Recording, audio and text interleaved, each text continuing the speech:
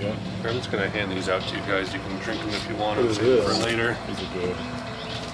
Sparkling. Lime and mint, baby. Okay, that's a mojito when it came in. Take the store.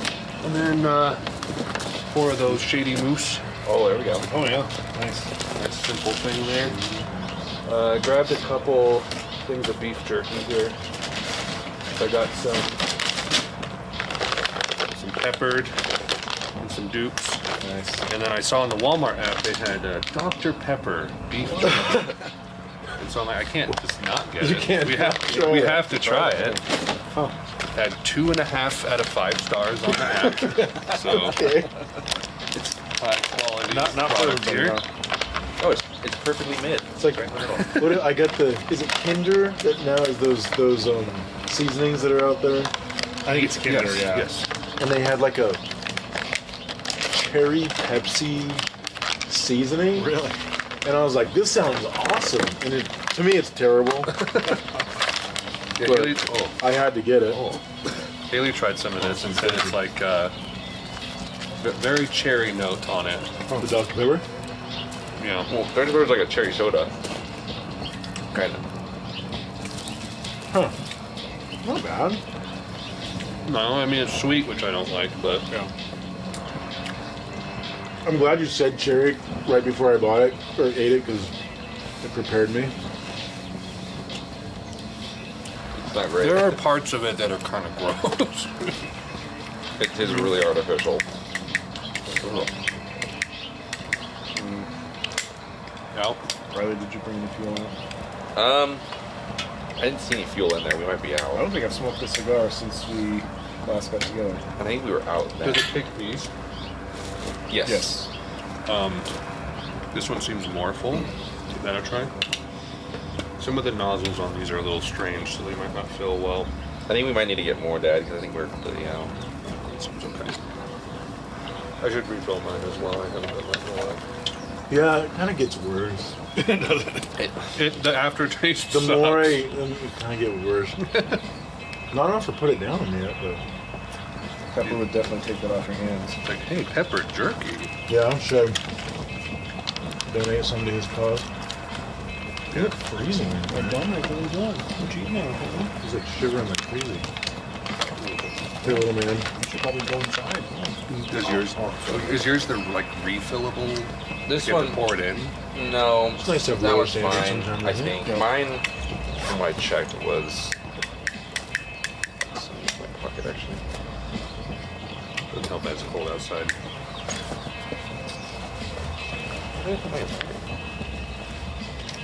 Oh. I think this one. I think this one's good.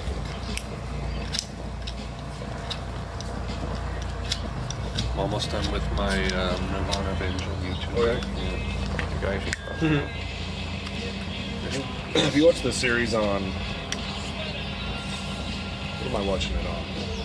Which one? I think I'm watching it on Disney it comes Plus out. because we get it free now because we do the boost for City Market. Might So might have random, it but you closed. get like Is it closed? Disney I Plus don't for know. free now with that. They had a whole series called The Dark Side of the Because like '90s. because Really? It covered like grunge movement, If you of course, put it all the in like that, suicides, like Kurt it's going Cobain, in. everybody. Wow. so you must have something. It's actually like pretty good, kind of the closed. behind the scenes, like with some of the Not a big indie deal. record I'll probably producers use and this one. the trials that they had I'll competing work with on the it big later. labels. And It's so random that that's on Disney. But I'd like to watch that. I mean, you know, I think part of it, this feels like an HBO special or something. I think it's Vox that put it out, and Disney like picked it up or something. Right. That's the thing with Like, you Disney have now. It's to- like they've got all kinds of different Just buy like, everything. labels and I maybe like do you have like rated R movies on the like app a now. thing that I so could use weird. to like turn these Yeah, I had to put screws, in like a- I had to create like pipe a- nail or something. a pin I for have a really number a small 10 knife. to like turn on like normal That adult works. settings Pretty cool, for Disney Plus. So, like, yeah, if it's just we- so weird. What was one they got? Hulu. Yeah, I saw that. That's not I can get a ESPN. Yeah. We got. Which I was like, oh, I'm on the Disney app. Went into Hulu and I was like, yeah, there's a lot of stuff that's not for my kids on here. No. Not for me, even. No. And it's weird to like, I'm gonna watch sports on Disney. Okay. Meanwhile, like, it'd be one thing if, like, they did their thing really well and they're going to expand. Like, you're not good at what you do. I got this tool with one of mine. Not anymore. I think this came with my tool. Yeah, they just keep failing up, I guess. I don't know. Oh, there you go. Well, they have more money than they know what to do with, and If I think you're just like, well, shut it, we could just be mediocre at everything. and then So, it's supposed to. see, Yeah, don't. It's a trick. don't repeat the same mistakes.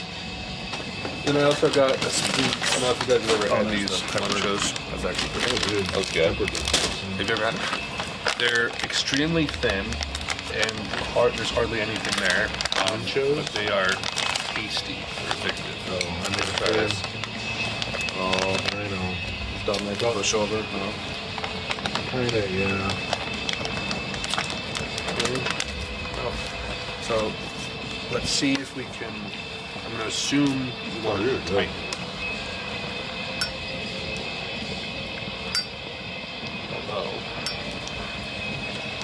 So I've been listening through a fairly long podcast of Dr. Artis, I think is his name. He's the guy that's been doing a lot of the conversation around nicotine, kind of the government's like push to cover up the actual health benefits of nicotine and how nicotine's not actually addictive. It's all the other crap they put in cigarettes. Dennis Prager's talked about it. He's like, I could smoke 2 cigars a day for weeks and then go on a weekend trip and not even think about tobacco. Yeah. But there's no fillers, there's none of the crap in a cigar. There's just broadleaf tobacco leaves, right? But the guy was talking about during COVID how people, like smokers, did totally fine through COVID. Because we were expecting all of our smokers, all of our patients that To go smoke, nuts. to just like, yeah, you think like a respiratory virus when you're a smoker, not Also good. might be just windy. Totally fine.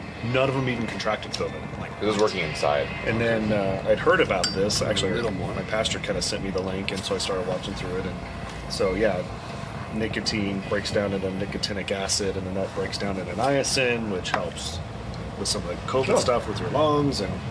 But this guy's like, yeah, there's nicotine in bell peppers. There's nicotine in like different vegetables. It's not just in tobacco.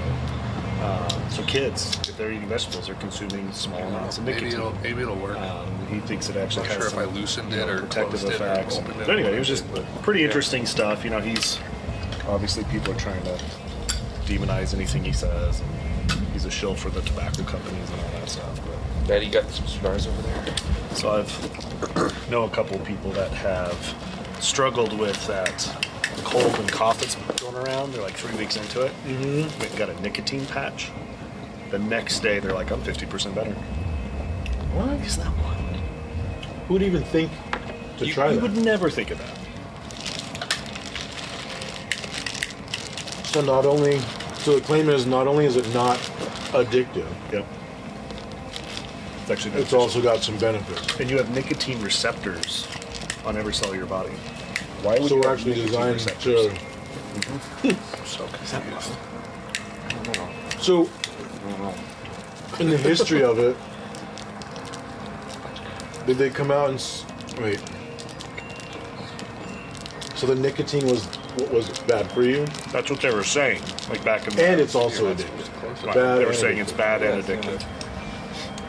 That's mine. And so, Like did they the- add all the other crap to combat the nicotine? No, the other one. Is that how they got all the Oh, other they got stuff all in the- there? He didn't go into that in as much depth as I wanted him to, but he did talk about the other compounds. I can't even think off the top of my head what some of the compounds are that they add to, in particular, you know, U.S.-based, you know, domestic cigarettes. But like cigars, not nearly as much, and if you get like European tobacco, even less so. But the nicotine in and of itself, yeah, he says it's not addictive. Maybe I'm pushing. It's like, I don't know. I know people that have tried to quit smoking Yeah. So what's and then do nicotine patches or the gum, and it? and then they feel like they're addicted to that. So I don't know. Yeah, it's hard to. Something's addictive because we've all seen that. But we're so biased that it's this because we've just been pounded that it'd be hard to see anything else. Well, really, anything that causes a dopamine release is going to be addictive. So that could be running. Yeah. right? That could be anything you enjoy. So maybe it's just, you develop that habit when you're stressed and when you're this, and that's your go-to, and that's your thing. Yeah. Simple as that. He's going to spend the whole podcast trying to refill these. That's funny. Sorry, I missed what you were saying about the Disney Disney? show. I think it's Vox, VOX, Uh-huh. put out a series called The Dark Side of the 90s. Yeah. It's maybe 5 or 6 episodes. And there's one episode, well, there's one on Baywatch, of course. But there's one on the grunge movement from the Okay. 90s. And it was interesting because it basically followed the history of Sub Pop, that record label, that indie record label. Oh, It yeah. used to be, Subterranean Pop, and then they shortened it to Sub Pop. Still exists. They signed on Nirvana, and then quickly Nirvana moved to, a bigger label, but they still had rights to Bleach and to Teen Spirit.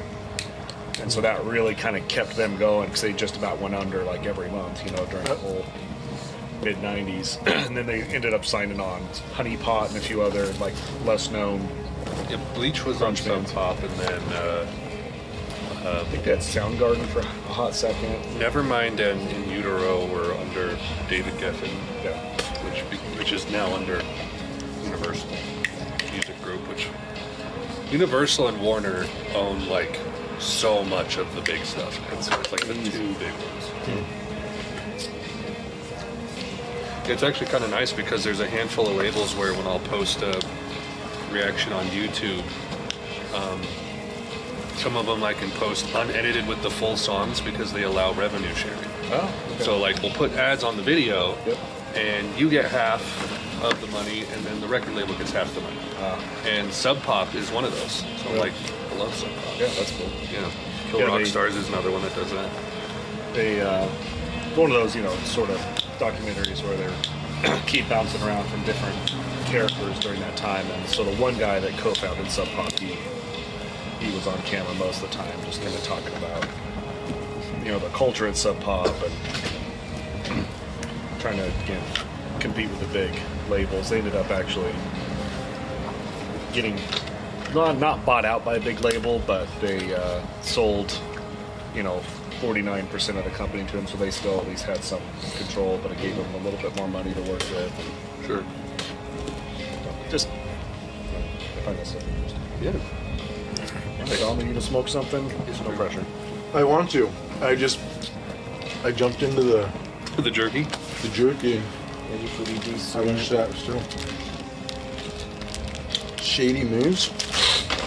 I don't know if you were here when we had those, but Greg had bought some, and they're not bad. For the price, they smoke really consistently. Yeah, it was $28 for those. Four. Yeah. You too. I'd love to.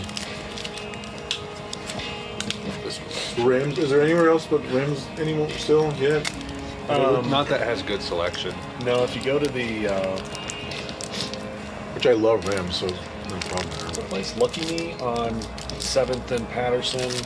They've got the pot Oh, yeah, shop the- next door now, but it's in the old Trader's Coffee. They have the whole Oh, really? strip mall now. They have a little Because they have liquor, They do. dispensary, and then like a CBD shop. That guy's taking over the town. Yeah. I mean, more power to him. And it's actually funny because like I've noticed that they like name the places like almost like their movie titles, like the Lucky Me 3. like the Rite Aid down by Mom and Dad. It's like Lucky Liquor 3. Yep. It's 2 like and a half. 2 and 3/4. Lucky Liquor with a Vengeance. Lucky Me returns. Liquor hard.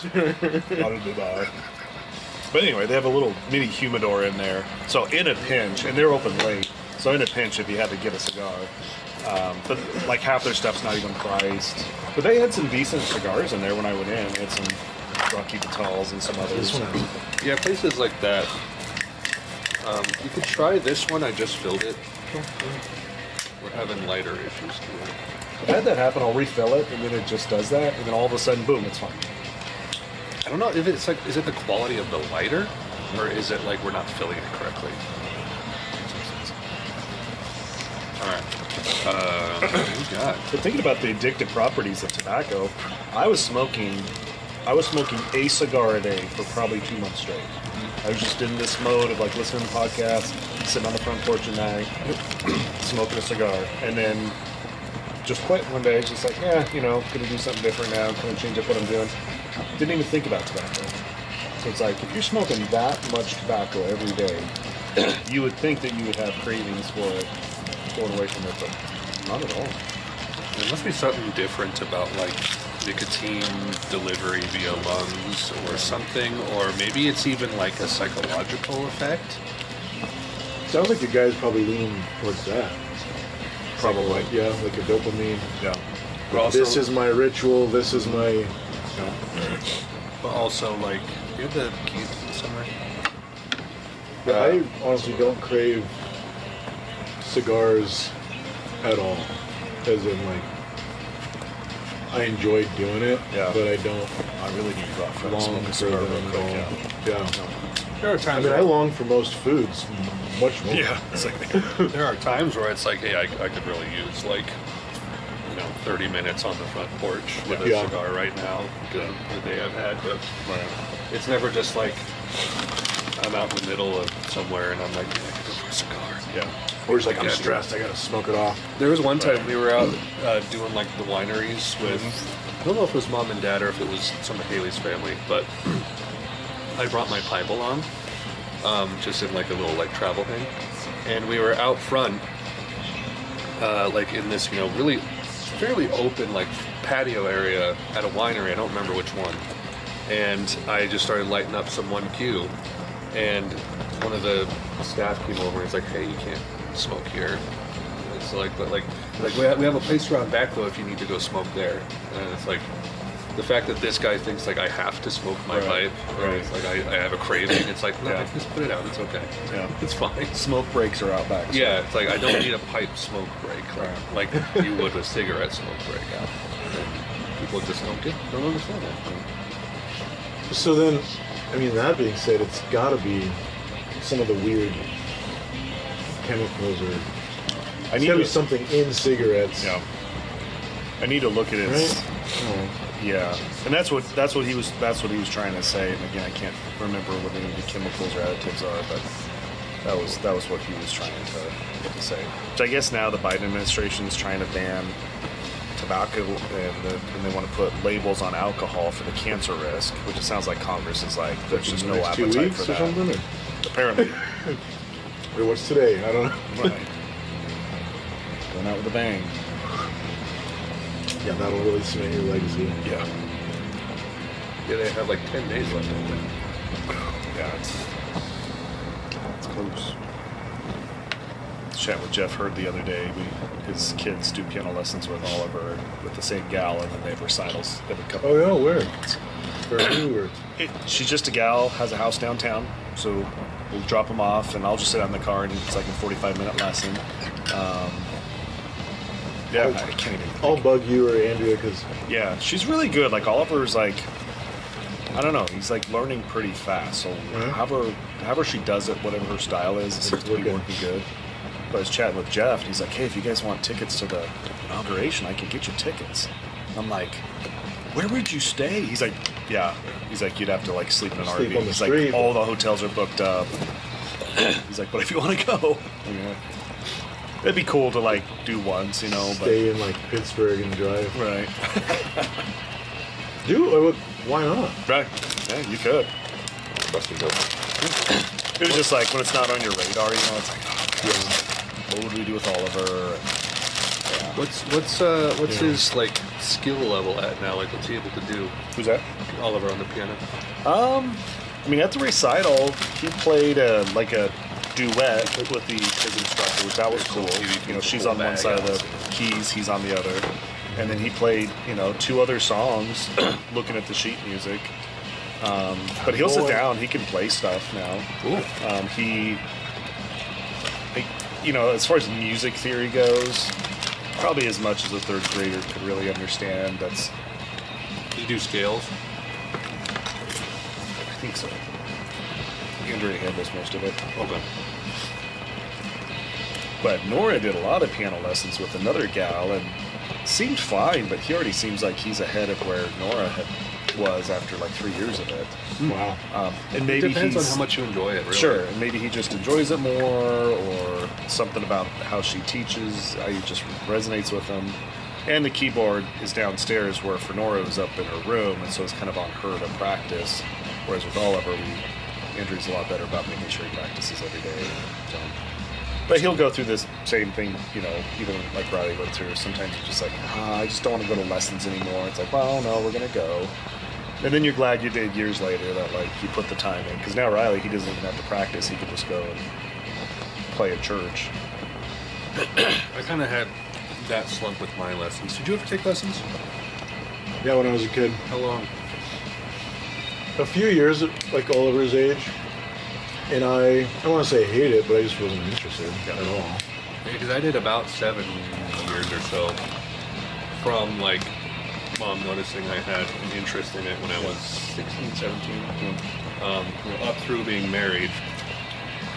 Oh, dang, you took lessons during that period. Yeah, Oh, that'd be cool. yeah. It was really interesting because it was like Andrea tried to teach me how to do like Heart and Soul on Grandma's old piano when I was like 6, and I was like stressed out. I'm like, I can't do this. I can't remember what you're doing. I have no frame of reference. And then watching coming across like YouTube piano tutorials of like pop songs. I'm like, oh hey, I can learn how to play Apologize by One Republic. Once it clicks in your head that like I can emulate someone I already admire or something, Right. changes all. And this is, I know this was, what's her name? Tori Amos? Had a similar thing where she loved learning like pop songs by ear when she was a kid in the whatever 60s, 70s. And then when her parents put her into piano lessons, it was like 3 Blind Mice, and she wanted to kill herself. Oh, that makes sense, yeah. And so I kind of had that a little bit because when I started the lessons, I had to be simple. And then, like, as I got better, I was like, I told my teacher, like, hey, I'd actually like to kind of shift, not necessarily into pop songs, but like, I feel like this is kind of beneath me, and I want to be over here. And she like was responsive to that. Yeah. I guess I can relate because I remember being a kid and getting to like a certain level where at the time I was like, I'm pretty proficient now. And looking back, I'm like, that was terrible. But she's like, okay, you've done, you know, this whole book or whatever. You can do whatever you want. And I was like, this song on the radio, can I learn how to play that? And she was the like hardcore. There's that school of like, no, we do only block here. Yep. And that was like, oh, I'm just not interested. Yeah. But you ever play Earth, Wind, Jim? No, but I am friends with the guy who made it. That's cool. It is cool. He's a Christian. That's really cool. Well, there's a level, and the music is Moonlight Sonata. So I heard that song over and over and over again, and I was like, that's so cool, because I'm playing this game. I was like, oh, well, can I learn that? And she's like, no, that's too hard for you. And Maybe. I'm probably one of those where, like, that's the best thing you can say to me. Yeah. That's too hard for you. Challenge accepted. I don't know, because this is like all the stuff we have now, but somehow I tracked down the sheet music and I learned like the first 2 pages, and it took me a couple weeks, and then one time I was ready to, like, I busted it out. I was like, look at this, and she's like, okay, I'll teach you the rest of it then. Wow. So that was fun, but yeah, overall I was just like, I don't see the relevance. And then I went to college, and that's when I saw guys that could like really play the piano. Yeah. And I was like, you mean you can do that with this instrument? And then it's like, well, duh. Like all the music you listen to your whole life. Yeah. Yeah.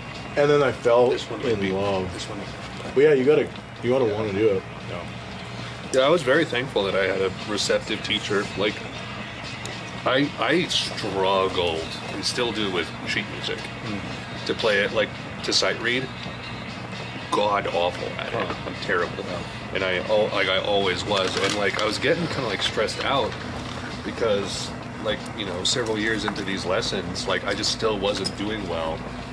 And ended up, like, you know, not necessarily saying this directly, but like communicating to my teacher, like, I kind of want to just like pivot because I'm more interested in composing and like exploring other like composers rather than like trying to be good at sight reading. and like maintaining rhythm Yeah. because I can't do that.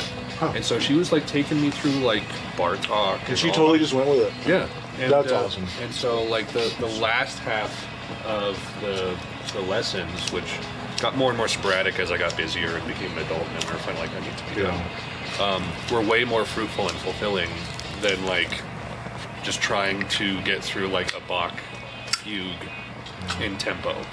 You know what I mean? Yeah, maybe that's is why, like, because you're older. Because as like a kid, they're like, you don't know what you want it. Like, you're gonna learn it this way. Right. At least that's how I was. Right. And in some ways, I see some merit in that for like little kids. Because But if you're like there's things we 16, don't know 17, exist it's that are like, good to know. look, this guy's just gonna drop it and never really fall in love with this instrument that I love as a teacher. So Right. let's entertain that. And like I think you're right that there is some level of like, because if I was to teach like Ollie, for example, I'd be like, I want to show him Bach and Chopin and all the impressionist composers I love.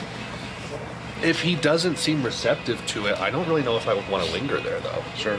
Because like my teacher like loved Bach and like she was able to like communicate that love to me, and now I have it, which is like, you know, best case scenario for a teacher, right? Yeah. But there are certain things like Bartok, for example, which was like a Romanian composer, did these really like stilted kind of like dances and waltzes, and like I was glad when we moved on from that because like while it was cool and interesting, I'm like I'm not having a whole lot of fun here because it's like this is a little outside my wheelhouse, but yeah, I'm glad I got a dose of the things that I don't know are cool or good from her.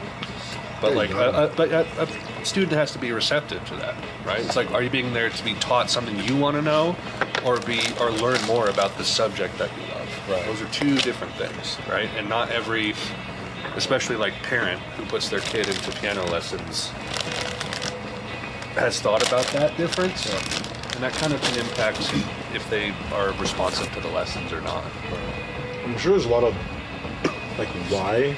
Like some Yes. parents do it that It's just like an instinctual response. it's like, look, we're at this socioeconomic status, and this is part of that package, Yep.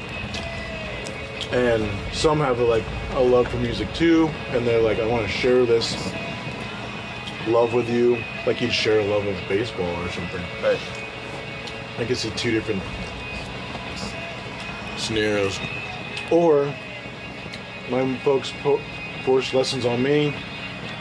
I didn't do anything with it. I super regret that. I don't want you to have that same regret because it looks like musicians are having a lot of fun and I Right. missed out. Right. But like most things, it's hard to communicate that to a kid. It is. Like these regrets you have, and they're like, "Oh, that's dumb." Well, Alex, before you leave, don't let me forget. I want you to kind of peruse the stuff we have in the garage. Oh yeah. Went up to Craig and Andrea's. Oh, yeah. Hey, tell Dom about this. This is cool. Andrea's step grandmother. I mean, not cool, but you know what I mean. She was in her 90s. She passed away. She lived up in Craig. Same house she'd been in. Like, oh, very forever. cool. Yeah. But So the estate is in a trust. The executor is an attorney up there in Craig. And so he contacted Andrea's mom, I know. I was saying, looking "Hey, at that you're the album. only It's like a living 3-song relative album. It's like- around. it's the There's a club couple thing, though. in other It's states." inside of a club. I He's like like, that. "Would you mind helping? Because we need to clean up the house, get rid of a bunch of stuff, and then put the house in the market to sell the estate." So Andrea's mom and Andrea, they both drove up to Craig. that's where she's at right now. No, Give me some of the peppers. no, she's in Denver for school board, state level thing. Oh, fun stuff. Fun stuff. That was like 2 weeks ago, I think they went up. Poor favorite. Yeah, and it was kind of just a favor to her mom to like. Anyway, Yeah. so Andrea drove her up, and then they went into the house. It was like a hoarder's house. So it was Grandma Nina's son was squatting in her home. She was down here, like living in, assisted living or something before she died. So he's up there squatting in her home, but he wrote this letter like, "I disown you, Mom, and I disown the family. I'm gonna live in your house."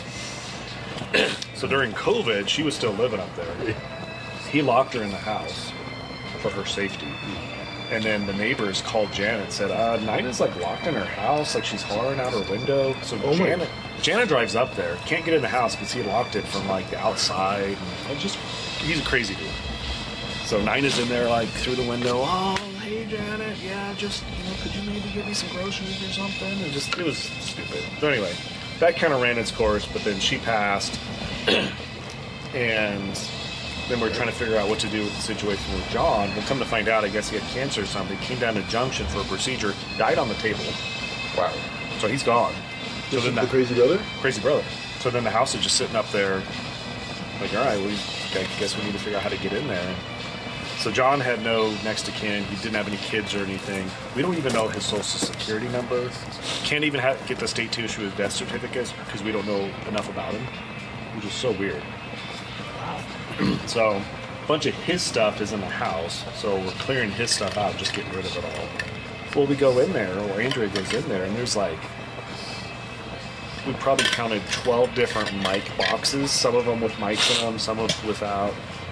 2 different guitars, a bass guitar, 2 sets of drums, endless sound equipment. I don't know what most of it is. Soundboards, speakers, It's just pedals, all sorts of stuff. electronics that are in like these hard shell things with like wheels on them that you, like if you're doing bigger production stuff. Anyway, tons of Did stuff. he do that? He was in his like late 60s, had a catheter, and was emptying his catheter in the milk jugs. So we show up. There's two milk jugs of his piss out on the back porch, and then there's a spot on the grass in the back that's like black and tarry, where it looks like he's just been pouring it out. He wasn't all the way.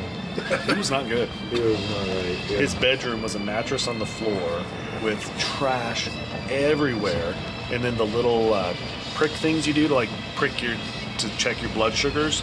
Yeah. He would just toss those little sharps all over, so they're all over the floor. Biohazard So I'm walking in there like, no one touch anything. I brought a whole box of my barbecue gloves, Yeah.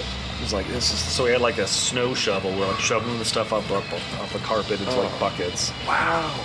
But just like huge, like 4-foot JBL speakers. These are like $2,000 a piece, And he had 4 of those.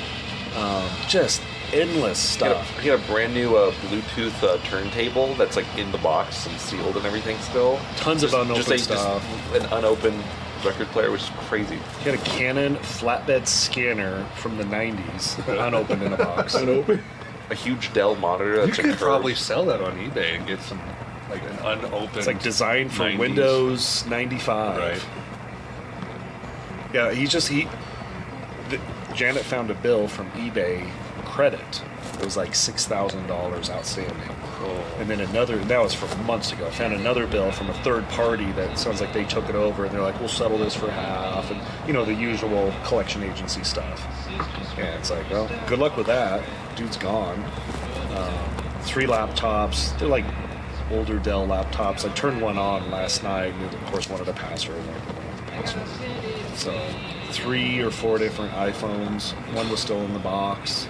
I think he just was that kind of a hoarder, just kept buying music equipment, sound equipment, electronics. Nice Dell, like curved monitor, brand new. Got it in a box in the garage. Riley's probably going to claim it. So we're going to sell most of it off. And The then drum set's pretty nice. give the money to Janet. She'll probably pay us a little bit for helping her with it. But Yeah, but they brought out like 6 ukuleles. we're up to 10 now. During the New Year's Eve party. We found more. We found a banjo ukulele, which is actually super cool. Electric ukulele, which we plugged in. It's so weird. Look like it's like a little mini electric guitar, but it's banjo? 4 strings. Plug it in. 2 different amps. Oh my goodness. What's the small? Bot VOX or no? What is it? There is Vox. Vox, yeah, a little amp, but it's got some cool controls and nice little portable amp. And then a larger PV, or how do you pronounce that? PEAV amp in the garage. I didn't even plug that one in yet. just so much stuff. Yeah, I was saying if you found any kind of like MIDI controller or synthesizer, I'd take you up on it. We got one of those. You got one of those? Yep. Yeah. Plugged it in. Oliver thought it was the keyboard. He wanted to play it. I'm like, well, that's not how that works. Okay. But we were able to turn it on, but it needs stuff to plug into it. Right. But we got the power cord for it. And 'Cause I've been learning like digital music Okay. and like synthesizer plugins on the PC, and like you can make music that way, but you have to like there's a thing called the piano roll, okay. and it like shows like vertically all the keys, Yeah. all the notes of the instrument you have, and then there's like the left to right is like the song and the rhythm. So you put in the notes and make them last however long you want. So you can literally draw music, like draw melodies and chords. But it's so time consuming, Right. versus like sitting down, hitting record, and just like using a controller to like play the synthesizer on your computer is way faster. Yeah. Yeah. What do you? The last time I did any of that, I used Logic. Yeah. Logic is still a It's really still, common that's still one. a cool Yeah. thing. I feel really old saying that. Yeah, well, Logic and like Pro Tools and Yeah, I've never used Pro Tools. people can make good music in GarageBand these days. Oh yeah. Yeah. It's like all the like stock stuff that your computer comes with can kind of do pretty crazy things just right out of the box. But I think some of the electronic stuff's pretty old. There's a bunch of UHF nice. antennas. Do you think he was buying it back then, or he's like buying like unopened relics? A lot of it there were brand new boxes, but then some of it was like eBay purchases, so probably used. Okay. And then there were a lot of Amazon boxes too. So we buying a lot of stuff on Amazon. And he saved everything, which made it look like a hoarder's house. Whole box from Sweetwater of brand new drumstick sets. Probably 30 sets. I don't know. There were so many drumsticks. There's a lot. And for no good reasons. Like, you buy them as you need them. You don't need a whole box of drumsticks. And it wasn't like different types of drumsticks for like different types of play purposes. They're like 25 pairs of 5/8. So How they're all the same. many sets have you broken over the years? Like probably 2, but it was like because I was playing on like buckets and stuff, and those like kind of annihilate your sticks. So like Yeah. that's more sticks than you need in a lifetime. you don't play like unless you're playing like a couple times every week on a set, and you're playing like a long set list. I'd say you could probably go through like especially if it's a long set, you could probably go through a pair of sticks. But like I don't think he was doing that, and he had way too many sticks. If you wanted to learn the drums here in town, who would you go to? Probably Rob Labig. Yeah, Yeah, he's the only guy I know. He's the go-to guy. yeah. I love Rob. Interesting that there's not more drum stuff in the valley. Oh, actually, one of my friends, Bo, he's actually doing drum lessons. So, and he, Like teaching them? yeah, yeah. So he was a student of Rob's, and he's really good on the drums. So I would say like, yeah, he's also a good go-to choice as well. Well, even his drum set was buried in a bedroom. The You clear could tell one. it had been buried He hasn't been with stuff using it. around it. You couldn't even walk into the bedroom, so we had to slowly throw stuff away and unpack the room just to get to the drum set to break it down. And we rented like a U-Haul trailer thing to put all the stuff So it in. was like buried. Buried. So he hadn't played it in about 10 years. Was it But then the a Sweetwater good drums, set? that's It is a good oh. set. It's nicer than the one Riley has. So we're probably he'll probably keep that set and I'll sell the other set. I just gotta fix something with the pedal, but Is it a full set? it's a full set. It's got a hi hat with like a tambourine on top. Well, not tambourine. It's like I can't remember. It's like what a it is. tambourine. Kind of tambourine, like the little like that sound. Little like tiny cymbals. Yep, and it's got there's a cowbell, and then there's like a plastic, like a hard plastic cowbell as well that you can play, like kind of like a wood cowbell. That's a donk. Two like a wood block almost. Pretty much like a wood block, but it's like a hard plastic. Then he's got 2 crashes, he's got a ride, he's got 2 high toms and a floor tom. He's got a double kick like bass drum, like kick pedal, so you could play metal on that if you want. And the snare's pretty nice too. Yeah. Cool. So it's The cymbals are real nice. the cymbals are, and he also has another set of cymbals that have holes in them that are like a little bit more for softer playing as well. So and the cymbals are nice, and he's got another set of cymbals that you can replace. It's like And mutes. And mutes, yeah. and more whatever they're called, the tops or the covers. Like mesh, I guess. I don't know. Like I think that'd be. I don't know if that was for like recording stuff, like recording his playing, because there's like the mutes and there's a mesh top on it. I'm like, why would you need a mesh top on top of that? Unless it's like to retain the bounciness or like the. Would it have a different sound with the mesh? Well, when you have the mutes on them, you can't like roll as well because it kind of like dampens a lot of the force. Because like on a typical drum set head, there's a lot of like bounce, I guess I'd say. Yeah. But I think that with the mesh, you could do that. It'd still be muted, but you could still do that. But I think it would also like I don't know if he's recording stuff with it or like I'm not sure, but yeah. Interesting. Yeah. Found a Fender Telecaster guitar, left-handed. Oh, Brand new, man. all the stickers still on it. You got me so excited right there. Red. I opened it up. I'm like, this thing is glorious. I'm like, wait a minute, it's for lefty. Is he a lefty? No, Okay. makes no sense. One of the ukuleles was strung for a lefty. Yeah. Don't know why. Weird. Yeah, and then Epiphone. What? Yeah, I want one so bad. It's the Epiphone Les Paul guitar. Mm-hmm. So I plugged that in and played some stuff on it the other day. It sounded really good. Cool. Nice. So yeah, we'll probably I could try to consign those at the guitar place in the mall. Possibly, yeah. So, I might keep the Les Paul, but I'll sell the lefty. It's like I don't think anyone at church plays left. I wouldn't even learn. Like, I'm left-handed, and because the odds of just finding, unless you got your own. Right. And so many times when you show up, and I don't play guitar at all, but I just been around that, and people are like, "Oh, play mine. I'll play yours." It's like, If you're gonna learn, you try Yeah. to play right. Yeah. yeah. I remember when I was a kid, because I'm left-handed. As an adult, you learn you're in a right-handed world, so just get with it. Yeah. But I was like, can you guys buy me a piano that's like backwards? Because I could just do intricate stuff The here, hard and I stuff was is like on the retarded left. here. Yeah. But now, it would feel like I just learned to be good with this hand. Yeah. That's the world. Yeah. Sorry.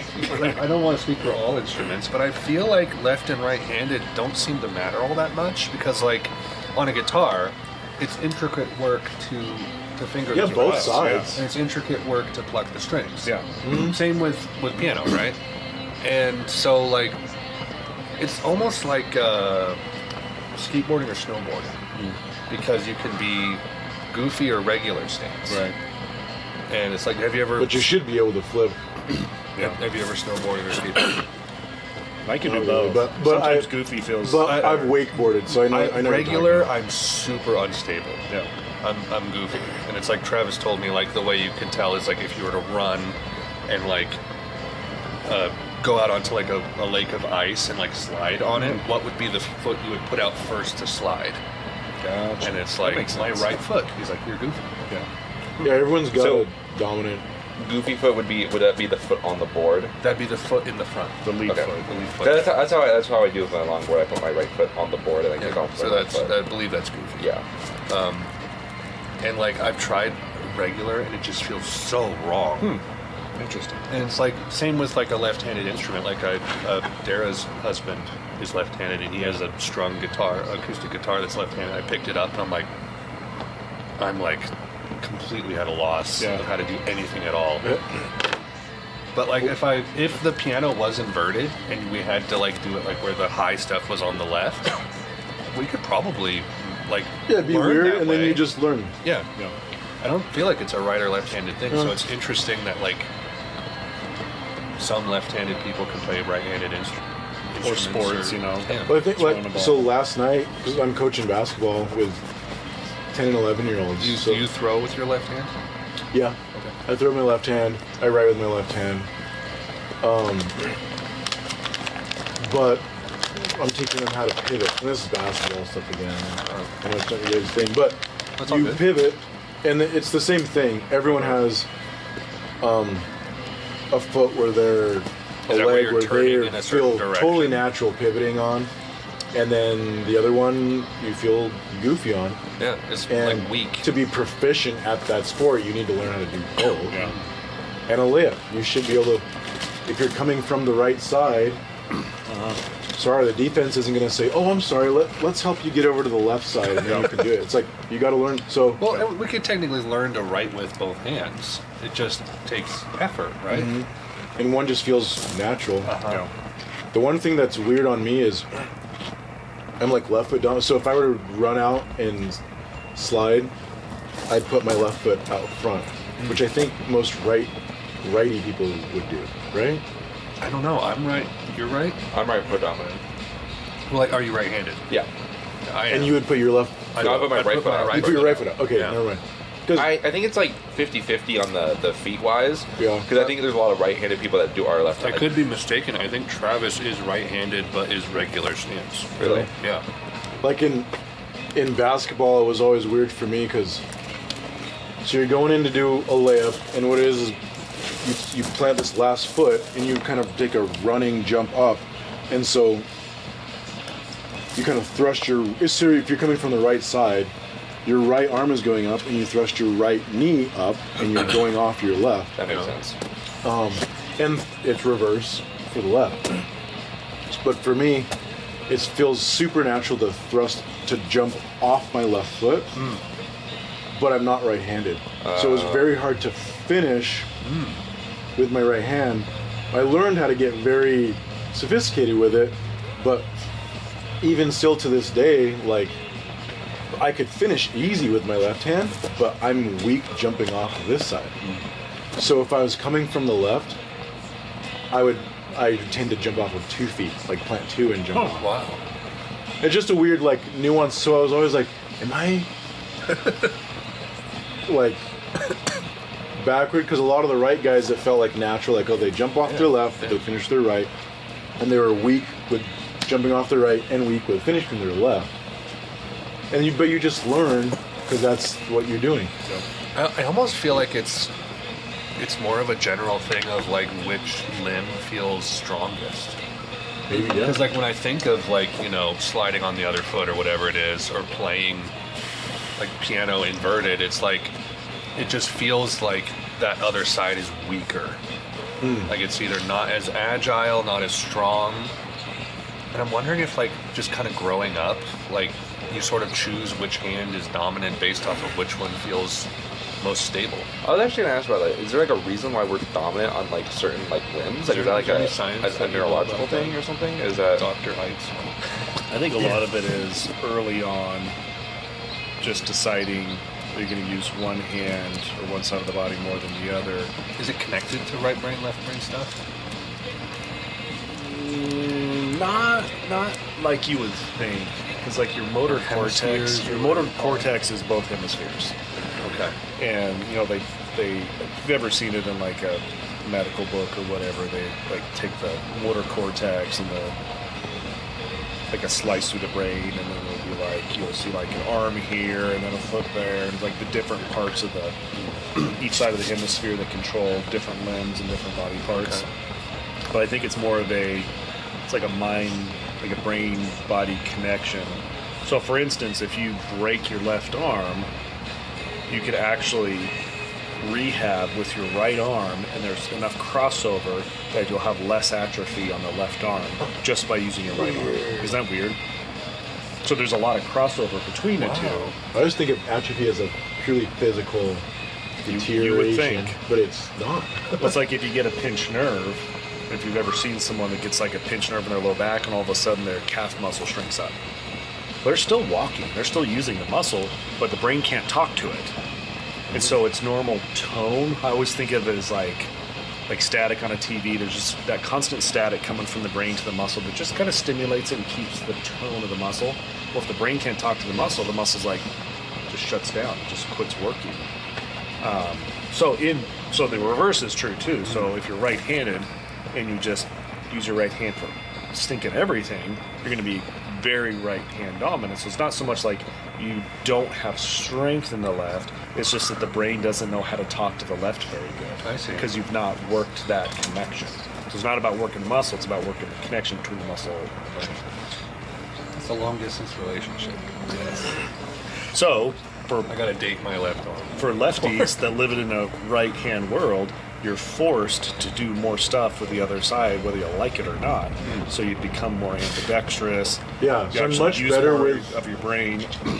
You can like if I have That's why to we write, can't I trust still those look kid just people. like They're better than us. an imbecile. Slightly higher IQ. Well, no, I'm an imbecile if I have to write with my right hand because that's pretty fine Sure, stuff. sure. But in Kindergarten general, scratches. I'm much better with my right hand than most righties that I see with their left Yeah. Oh yeah. because you're never forced out of that. And I'm forced out of that often. Yep. I feel like I'm probably forced. I've been forced out of it slightly more than the average person because I play music.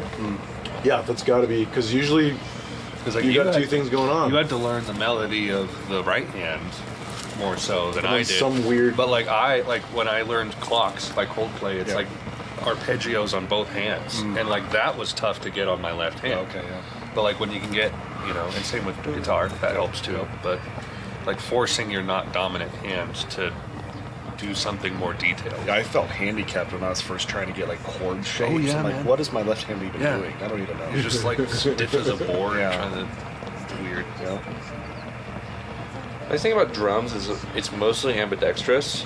You can set up a kit as a left-handed kit, so like you're With things that you would hit harder on the left. like no, it's just like how which more you Or feel on the- comfortable. on the right. Because so for me, I'm right-handed, but I was trained open hand. So like most drummers, how they play if they're not trained open hand How will you be grip, like how you grip the sticks. no, it's like how you play the drums. So like the sticks, it doesn't really matter. It's pretty much the same. But it's like you have your hi-hat usually on the left. So like if I'm sitting on a drum, I have my snare, my hi-hat, and my ride. Those are like the two main cymbals for like a rock beat. Most closed hand players would have their right hand, their dominant hand, play whichever cymbal. So it'd be like a beat, Yeah. The left hand would be on the snare.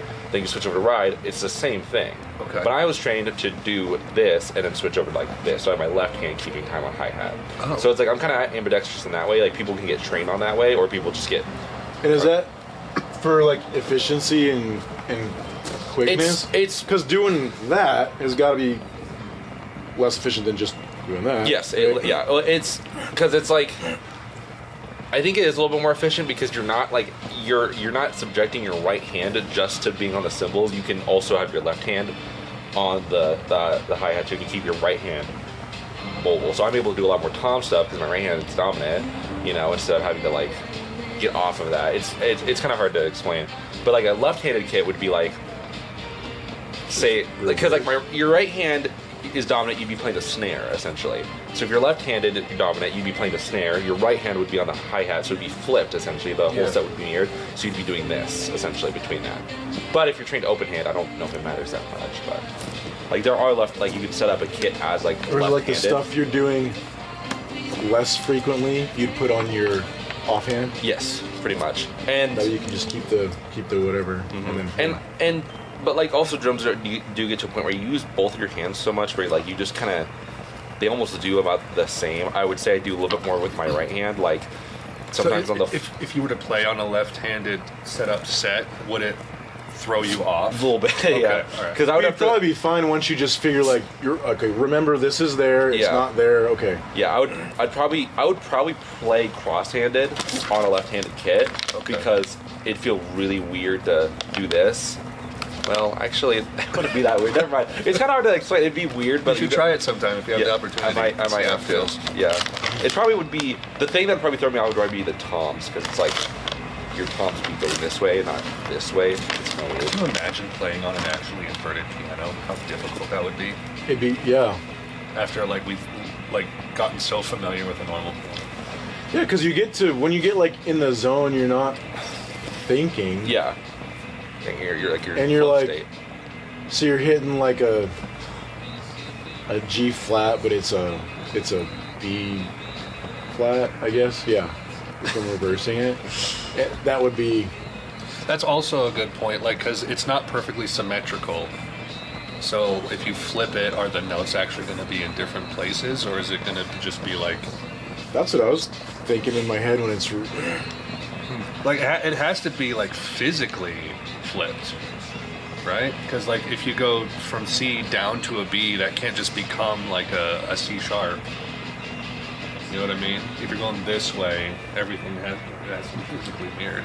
That'd be weird. Yeah. I was just thinking like, yeah, a C would be an E. Like, right? No? I don't know, man. Like an E would be a C, It's kind of breaking my brain to think about. and a B would be an F.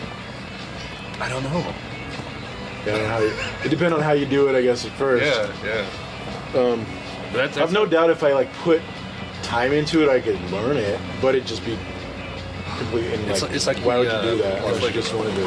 the Dvorak keyboard. You know about that? So we use the QWERTY keyboard layout, which was invented to, like, actually made to be slow, because. You guys know about the history of the QWERTY keyboard? Little. Are you talking about when they split the accent notes? Like a C, there's like a C sharp is different from like a No, D I'm flat. talking about like a computer keyboard. Okay.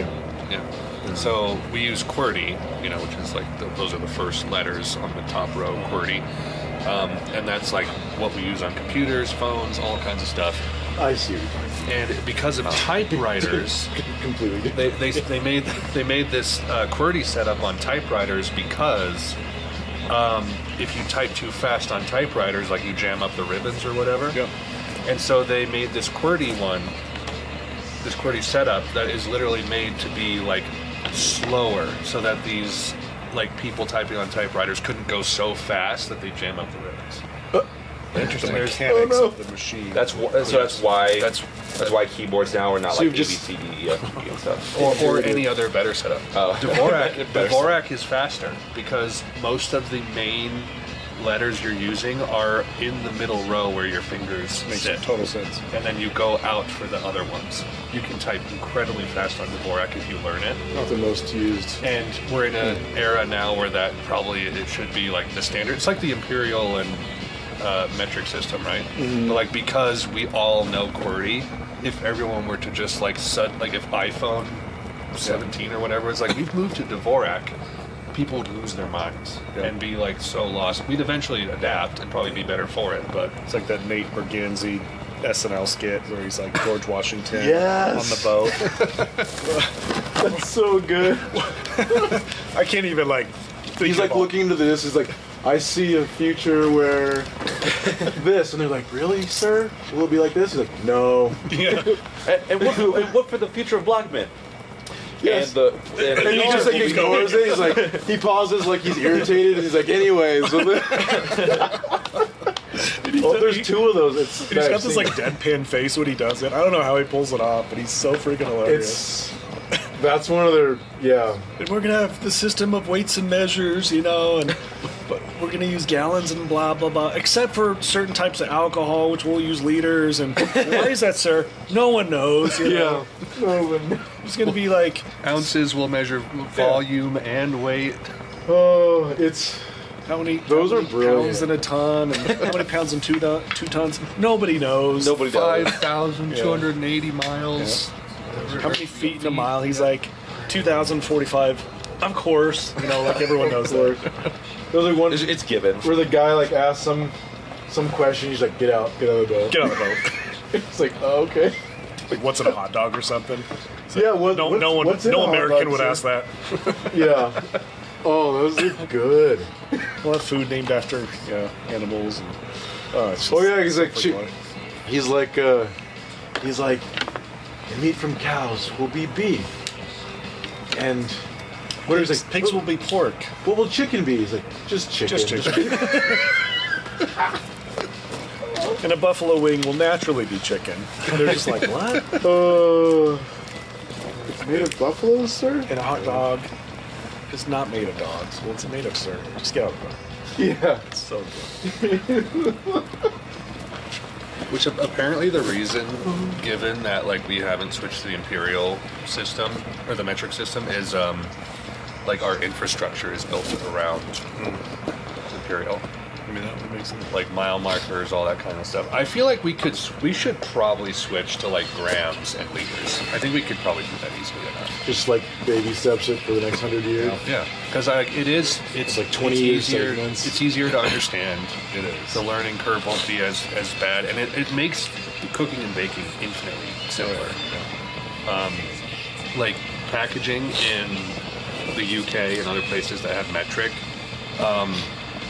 like all of the like, if you look at like a Gordon Ramsay recipe and try to translate it to like American ingredients, you'll end up using like 2/3 of a box of pasta, and like because like he's basing it off of like the gram packaging that are like different proportions.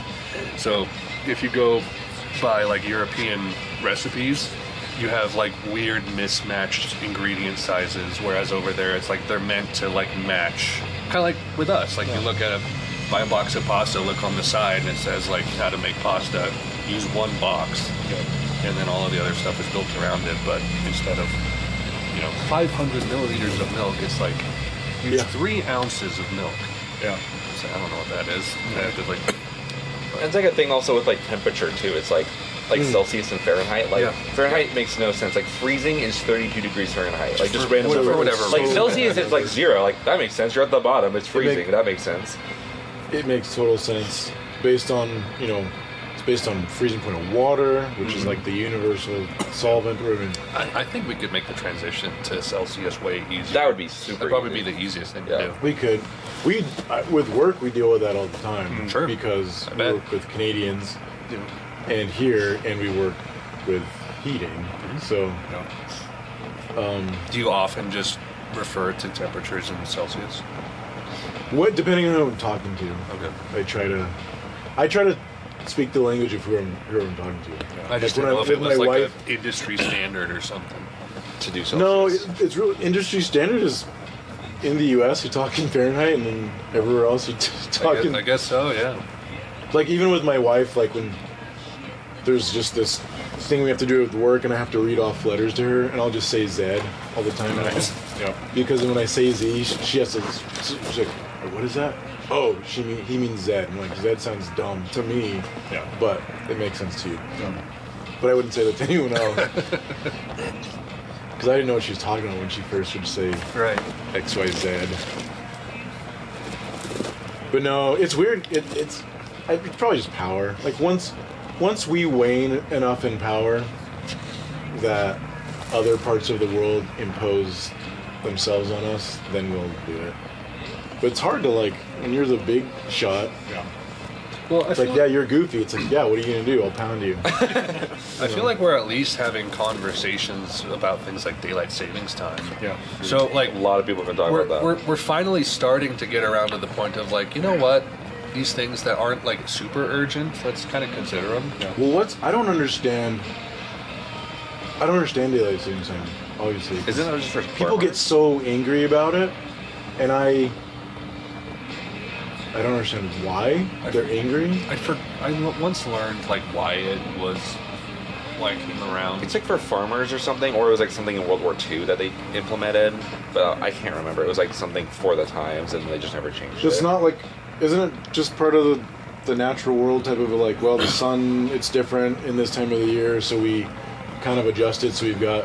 Oh, I think because I think like with it being winter, you get that extra hour, so it's like you have an extra hour. Like it always of felt like it daylight, made more. technically. It made sense to me, like as a kid when someone explained it, where it's like, because if you didn't shift, then it'd be like, darkness and sunlight would be like way more off than it even is. Mm-hmm. So that's what I was like, oh well, that makes sense that we would all shift, but it's not like we shift enough to where it's always light at 6 in the morning. Yeah. Yeah, it's definitely not perfect in that sense of it. But I always thought it was an It'll be, like, attempt perfect for, like, a to couple adjust weeks. for that, which I was like, okay, that makes sense then, because it's just we're trying to keep some consistency with our life, but then. And I think when you were predominantly in agrarian society, it made sense. Some of the Post-industrial revolution now, so some of the more compelling arguments I've heard for getting rid of it is more the health consequences. Like it stresses people out. It does. It's a more wake up and enjoy car pressure crashes, right? to change. I never got, but maybe it's an age thing, because like when you're a kid, when you're younger, you just adjust and it doesn't matter. They can take people weeks. Because to me, it's just like the first 2 days, I'm like, oh, this sucks, and then I forget about it. Yeah. But I could maybe, when you're 50 or 60, just like everything else, it's like, oh, this is tougher. Yeah. Yeah, there's more car crashes, I believe, like right after the change. Yeah, more Yeah. people get sick, their immune system is Wait, what change? compromised. Daylight savings. Oh, really? Just this change of an hour. You know, now I have to get up an hour earlier. And I can later. say, like, as a parent, not a ton of fun. No. It was great when I was, you know, single or just married, but with kids, it's like Teachers really complain about it too. Yeah. 'Cause the kids are just all, they don't know. they're all off. Yeah. Yeah, like trying to convince someone who was like, well, it's not dark yet. It's like, you still have to go to bed. Yeah. Yeah. Would you guys rather have the extra hour or go or like do like the spring forward instead? You mean like which do we want to be stuck on? Yeah, like would you rather be stuck on this one where we have the extra hour, or be stuck on when we spring forward and we lose that hour? It's like Well, technically- you're still going to lose and gain because we like literally don't have as much sunlight during parts of the day, parts Right. of the Yeah, year. it's one of those things that's like it's all kind of pretend anyway. So Yeah. like the world still is the same. It's just like what time we call it. yeah. Yeah. You're just cutting off a foot of the sheet at the end of your bed and sewing it on the top. You Yep. know, you've not gained anything. You're just moving a foot of your sheet around. So That's a good way to put it. but if you just let nature in the course of the seasons naturally do that slowly, Then you're not going to notice it. You're not going to notice. Like the days are already getting longer. Like I leave my office at 5:30, and I get depressed in middle of December when it's like already dark out and it's like barely even 5.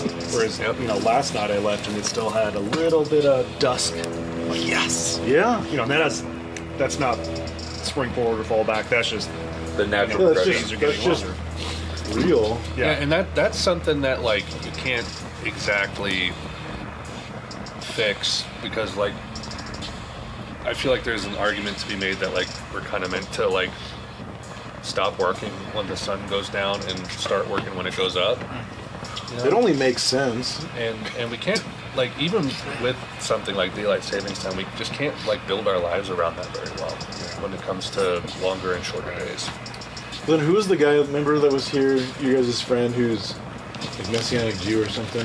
Dan. Daniel. And he was going deep into the calendar wow, stuff. That's the same thing, right? It's like we don't have a 365 day year, we're like 365 and a quarter year, so we just kind of like budget every 4 years. And Yeah. I guess if we just kept it, we would eventually the seasons would just like circle around, but it'd take however many years to do that.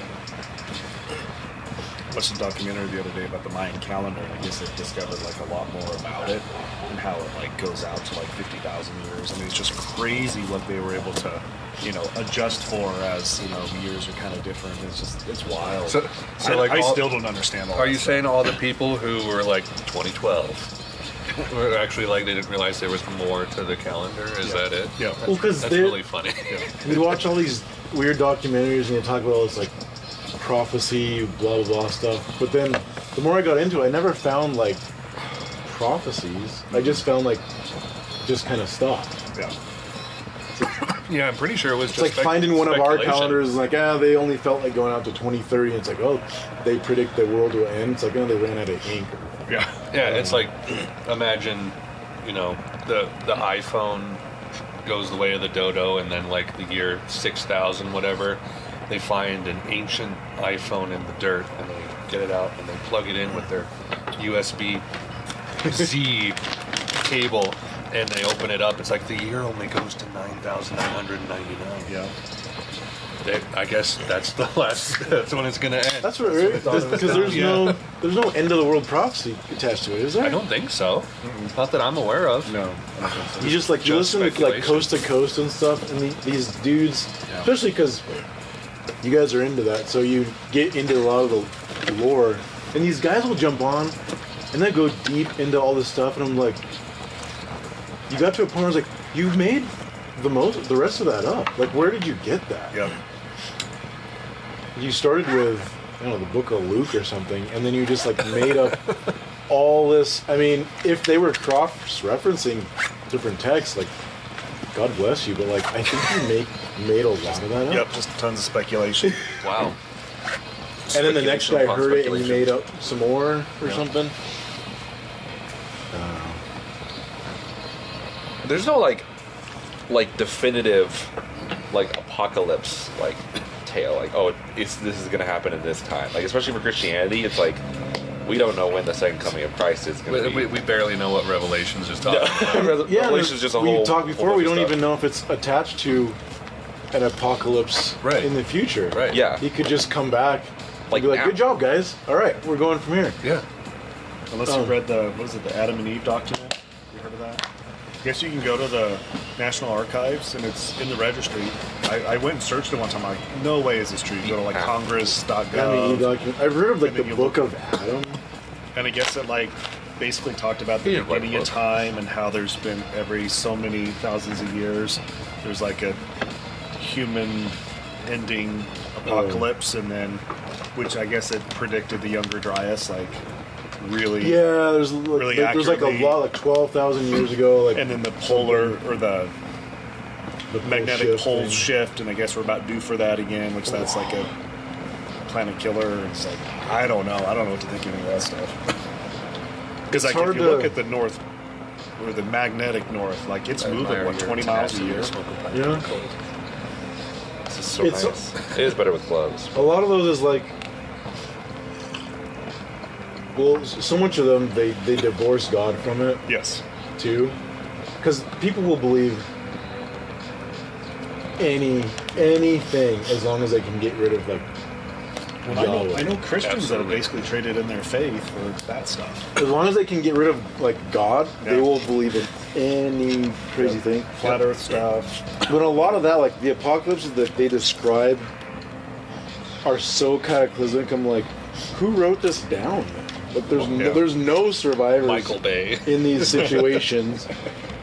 And then they start over from like amoebas and cave dwellers. It's like, how do we know any of it? Right. That's what I find really comical about, especially like the people who are like the ex-evangelicals, who like you said will believe almost anything as long as it's far away from Christ. Yeah. And they will, like, the things that they say they believe, like, don't come from anywhere. Yeah. It's Yeah. just like a vibe. It's like it's not like I believe this and that. It's like I kind of wish this were true. Yeah. And since I don't strongly believe in any kind of like specific theistic God, then I can just kind of make up whatever seems right to me. Yeah. Like I see that a lot too. Yeah. Where just like their belief system, 60 to 70% of it is based on absolutely nothing whatsoever. It's just retarded. Yeah. I could see being like, okay, the God stuff's a fairy tale. We're just here. But then I'd be like, do whatever you want. Right. As long as you don't get caught and Yeah. go to prison and have a bummer, do whatever you want. But don't act like you have some kind of moral anything, because you just don't. Because No. it's not a thing. Boy, there's so much ex-Mormon stuff out there now. Have you seen all that, like Instagram and Facebook? It's like, it's wild. And some of the stuff they talk about, I had no idea it was like that. You know, they talk about going to like their church camp and they sing about my This is Big Mormon Dipper. boy. They have this little, all the girls, like little girls, talk about like I'm Kind so of like Q1. in love actually, with my a little Mormon bit. boy. I think they're the one even that though called they don't Blood have a X is boyfriend, Q1, it's like, but this is like their future husband. Maybe a little more We're gonna have our own vanilla-y, planet and populate. Oh, yeah. You know, Yeah. they clap, and it's just like, wow, this is wild. But it just seems like there's this movement about just trying to expose the Mormon Church. But most of the people on there are like, oh, and by the way, I'm an atheist now, and they've got like the pride pin or something. so on the common. thing. And so Yeah. they leave their The pendulum faith swing is- and then go to like, now there's no God. It's like, I don't know that that's the answer to your problem, but it seems like that's the answer to their problem is just It denial. doesn't make sense. It's like you feel so hurt by Yeah. the concept of God that was delivered to you that Yeah. That all I don't is want to belong. jump to like another version of Right. God. I just hate that guy. Something Haley and I have been talking about recently is like realizing how many people their like belief systems are just reactionary, Yep. like not well thought out, well formed on the basis of seeking truth. It's just like my environment has served me this, and I just believe it because I've reacted to my life. It's kind of just a lazy way to It is super Deal with it. juvenile. yeah. Not that That's how any you of get us a are lot like of bitter above people, it, too. but 'cause it's hard. Like you're hurt by something or someone, and you totally want to reject anybody or anything that looks or smells like it. Yeah. Like I've It's had, like, I happen to have like a bad boyfriend, so like men suck. right. Like I've had what they Like, that's call a like small sample church size, hurt, dude. right? Like I've had like negative church experiences, not that many, and they weren't that severe. But like I understand that those are isolated incidents and they were suboptimal and Right. not what God wants. It's not representative of God or Precisely. Yeah, like until you Christ or- really sat and thought through, and you're like, no, there is a pattern here, and I feel like I can say there's a pattern here. But most people are just like, yeah, the church people at my church is like, what would make you think that has anything to do with a God that claims to be thousands of years, or all this big stuff? Like Yeah. your one little experience has anything to do with that? Right. But most of us do that. Yeah. Yeah, I think it's just. And we're probably doing that in areas we just don't think about. As soon as I started to like think about that, I had like a radar up. Like I put a radar up and realized like how many things during the day I had just react to, rather than like respond to. You know, and I was like, it's a little scary. Yeah. I don't want to just coast through life as you know. Well, that's what the left always Getting pushed accuses around. Republicans of, right? It's like, if something happens that we don't like, the news is always like, oh, Republicans pounce. It's like, well, I don't know that we pounce, but maybe we kind of do, But Maybe we tackle. it, We tackle but instead. in all honesty, I mean, like Trounce. Democrats, like they're defined by being reactionary. Absolutely. Just finished reading The Conservative Heart by Arthur Brooks. He's an economist. Great book. I've read it like 4 times now. But he talks about when you're in the majority, you know that you're right, and you don't have to react, and you don't have to pounce. You're just smile. no. The radio. This is The true. radio Like heads. gravity, we know it to be true. My I'm name's not Tom going to Young, get these are the radio emotionally heads. charged about it if you think like there's no gravity. I'm just going to We're gonna play a little song there's called no gravity, but Jigsaw cool. Phone. Yeah. But the Hope that works minority, out for you. if you're in the Please follow minority, me to the place you're you going to should go. fight about it, right? And the They just start problem playing is weird pitches. the right, the Republicans, just the right, conservatives, we're actually right on a lot of stuff, but we think we're in the minority because the left does such a good Have you- job have you seen of that making trend it at all? seem like we are. Oh, I wouldn't want It's to like use it. most common sense stuff favors conservatism. Yeah.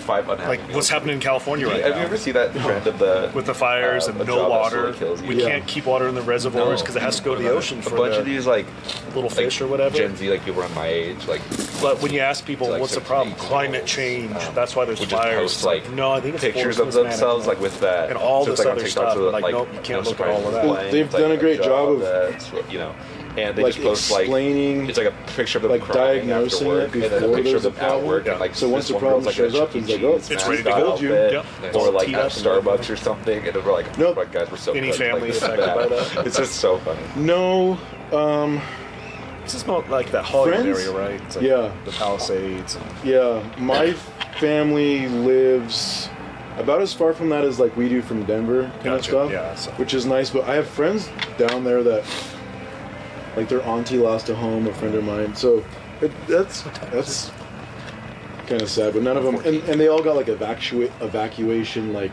you may be asked to evacuate soon, but no one that I know Baby has. press, woman press, and then man press, But- or is it that other way? and like with most things, Trump was right. I thought it was. Like he predicted that like baby, 2 years ago. Soft Or how and many Yeah. years ago. harder as you It was go. just like, Yeah. oh, eventually there's going to be a fire and the Santa Ana winds are just going to burn the whole thing down. And they're not doing what they need to do. And Gavin Newsom won't listen to them. And Where exactly is the fire? Where Is it in is LA? it near LA? In LA? It's in like LA It's in the Palisades. County. so north of LAX. Yeah. And But it's like my friends were showing me because they like work right by LAX, and like you can't see like 100 yards. are from- flights from- even coming and going? Do you know? I don't know. I don't know that. Is it just being air quality thing? Because obviously there's Yeah, Yeah, they're because not they're flying just through they're fires. just like, we go for runs every day. It's like I can't. yeah. For when you like can't see and trying to breathe Yeah, I and don't wanna stuff breathe and that running. I've Probably heard like it was here in 2020 when we had that fire. Yeah. It's like you don't There go was outside so and take much a photo. ash in my swamp. We had full leaves, like skeletonized leaves, burnt leaves, like look like from aspen trees, just falling out of the sky in our front yard. Yeah. What was that, 5 years ago? 2020? That was 2020, yeah. Yeah. But you brought up that point that made me think, speaking of like election stuff, and I want conservatives to lean into this, is if, to me, at least the takeaway from the election, there's a lot of cool stuff, obviously, like our guy won and a bunch of our guys won. To me, it wasn't even like really a Trump win of just like a rejection of all that, and anyone who was on the right essentially won. That was like that, which was awesome. It felt like a divine like prescription almost, where it was like, and like Charlie Kirk, because we were watching the Charlie Kirk live stream when all the results were coming in, and like he was like moved to tears. His wife comes over and like hugs him, and like the thing he kept repeating over and over was like, "We do not deserve this. God has shown mercy to this country." We definitely don't. But like what you said is the left has done a brilliant job of basically just convincing Greg that he's the only conservative out of the four of us. To the point where like Greg won't even really talk about his ideas because he just knows me and you or we're gonna pounce on him. Yeah. And so he's just been like in the minority, except for I'm conservative too, and they've convinced me that Greg and the rest of you are. Yeah. And to me, the thing is, most of us actually feel the same way, and we've all just shut up to get along because we think we're like a desperate minority, and we put up with a lot of crap. But we're actually a silent majority.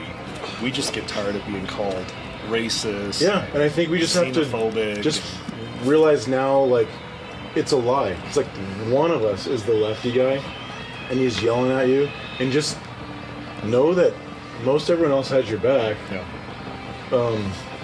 But we have to stop. Like, I have to let Greg know that I have his back, so he's not afraid to do what he needs to do, and vice versa. That's a great point. Because forever we're just like, oh, we're super in the minority. We're like living underground and stuff. It's like we don't have to live underground. Right. Yeah, and I think we saw evidence of that. It was nuts. Yeah, so... Except for those, like, whatever, 20 million voters that vanished. How many was it? I saw the graph the other day. I'm like, it's not real. And then I looked it up, and it's like, I mean, it's... When you look at, like, how many votes Hillary got, how many votes Obama got. Oh, yeah. Biden, 20 million more, back down to the normal Kamala Harris, 60 million votes or whatever. It's like... And people really Kamala... So it's not like Kamala did that poor of a showing. She was consistent, like, that's how her party... consistent, yeah. So, like, good on her, or something. I mean, she didn't... Because everyone's still like, oh, she's terrible. It's like, she's terrible, but she didn't, like, blow some big lead. No. She was just the wrong place at the wrong time for the mask to finally fall off. People try to attribute it to, like, the mail-in ballots. Like 20 million though. Like, what's our U.S. What percentage of the U.S. population is 20 million? And like, you're gonna say mail-in ballots was the reason for that? Which I think mail-in, the ballot harvesting and all that, I think happened. But 20 million, that's a heavy lift.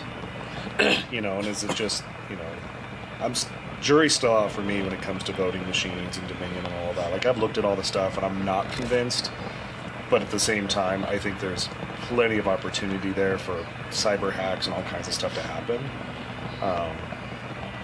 But we know in the swing states where ballot harvesting is illegal, especially Dinesh D'Souza's work that he did with True the Vote, and they showed that there were actual mules out there getting paid to ballot harvest and deliver ballots. That documentary 2,000 mules, yeah.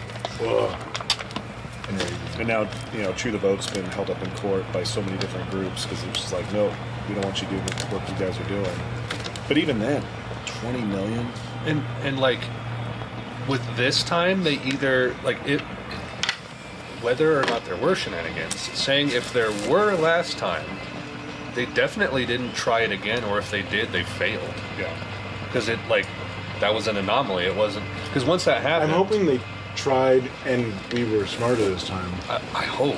Then they just were too lazy to, because it would mean we won't be ready next time they feel It like seemed it. like there were a lot of people that were kind of throwing in the towel before the election, though. Like people like seeing the forest for the trees and being like, she's not winning. I think Biden was supposed to step aside, and he did not. He decided not to, because Obama he loved. Yeah, that was not his guy. No, Biden was not his he guy. liked her before even Biden, and so I think it was like, all right, he'll be this transitional, moderate-looking, nice old man. He'll just be in there for 4 years, and then we'll get her ready to go, and then launch. And then he's like, no, I'm good to run. And there's like, oh, okay. And I can see that. I mean, even from his standpoint, Obama was a kid by the time he was probably running for stuff. He's like, dude, I've been waiting so long to do this. Yep. You came out of nowhere. Yep. Forget you. I'm in. You have to pry this out of my Get cold off dead of finger. Grandpa's lawn. Yeah. I mean, I could totally see internally being like, no, whatever your little master plan is, I went 50 years for this. Oh, and like the joy on both him and Jill's face, when Kamala loses. Yep. It's like you can tell there's just like something there where he's having Well, there's liking no. what's going on. I always have to remember there's no Like from honor Succession or amongst something. thieves, I know. right? Yeah. So they're all bad guys. Yep. Like, but to me, by definition, like, if you know what you're about, like, if you know what you're talking about at all, and you claim to be on the left, you're a bad guy. Yep. And it's not like they like each other. They No. just, we need to band together to win. And they normally do a really good job of falling in line, doing what you're told, which is why usually with their primaries, especially here in Colorado, they rarely even primary each other. It's just like, nope, it's this guy's turn, and everyone. But they're needs to just, fall in line. they're just Sith, right? They're Yes. waiting to get strong enough to kill their master, and I'll be the master. Right.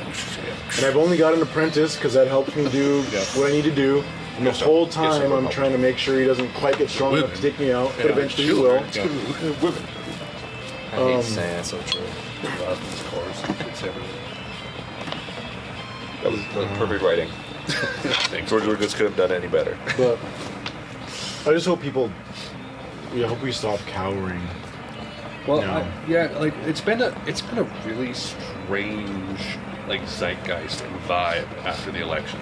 Because like I was so thrilled, and then it's like everything's been like quiet. Yeah, it feels like much more subdued than I thought. This, Like I don't know if everyone's like afraid to like show the celebration or We're allowed not, to be but- happy. But it's also kind of just like we're kind of twiddling our thumbs until Some the of us 20th, were waiting right? for all the riots again. What's happening To on a certain 20th? extent, there weren't any. Well, you brought that up on the last episode before the election, where you were like concerned that there would be like more negative responses like that.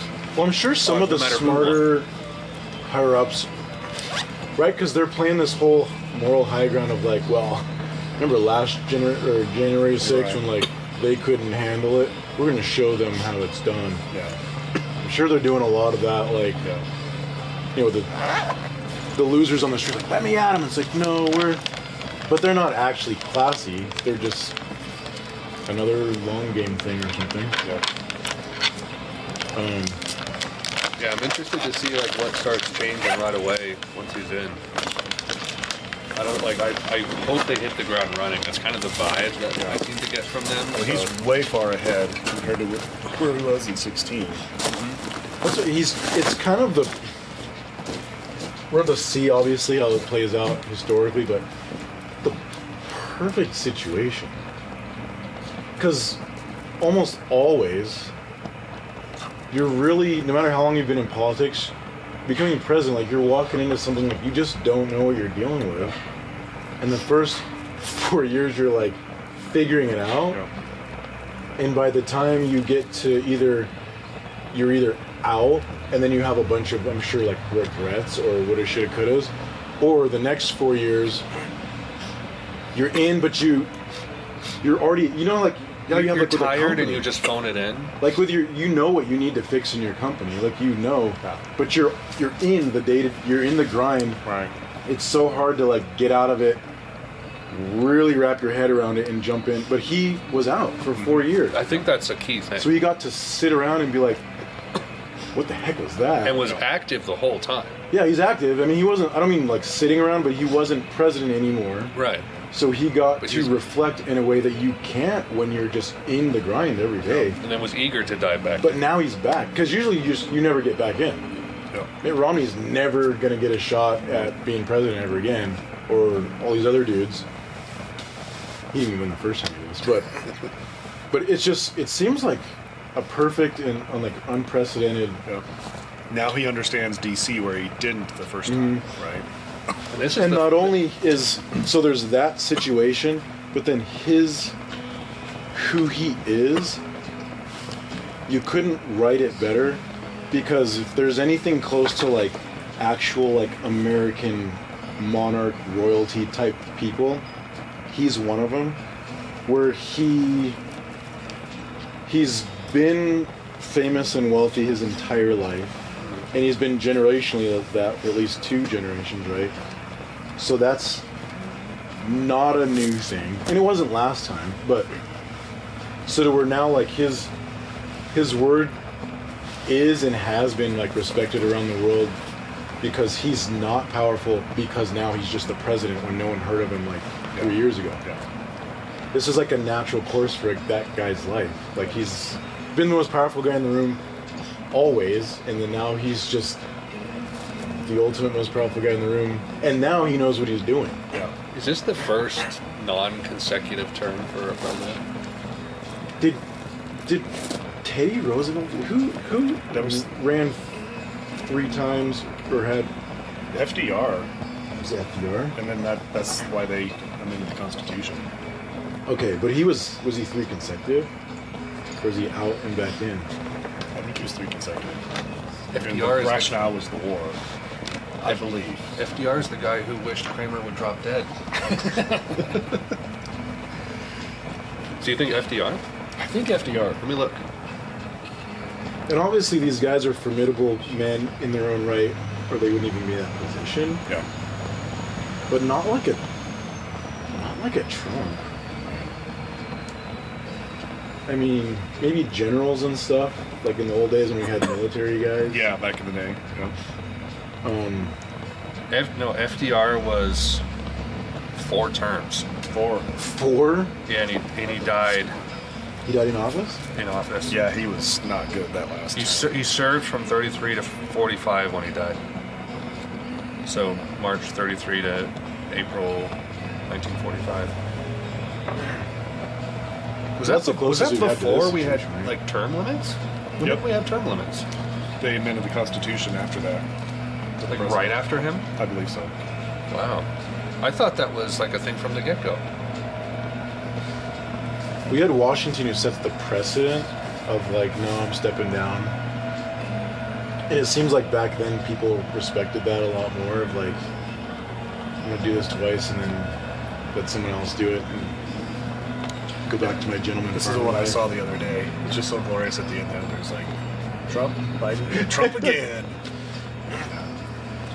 Well, and I even really that, like images. It's just easy to like see. Like, oh, okay. even that says a lot. So who else on there? I know there was at least one other, right? That I thought I saw one maybe in the middle. On the end. yeah, Is it pixely? the names are pixely, but What am I thinking? I can just ask our AI overlords. Grover Cleveland. Grover Cleveland? He's the 22nd and 24th. Everyone thought, man, I want more of that Grover. Let me see if there's anyone else. How many non-consecutive president terms have there been? I think that was.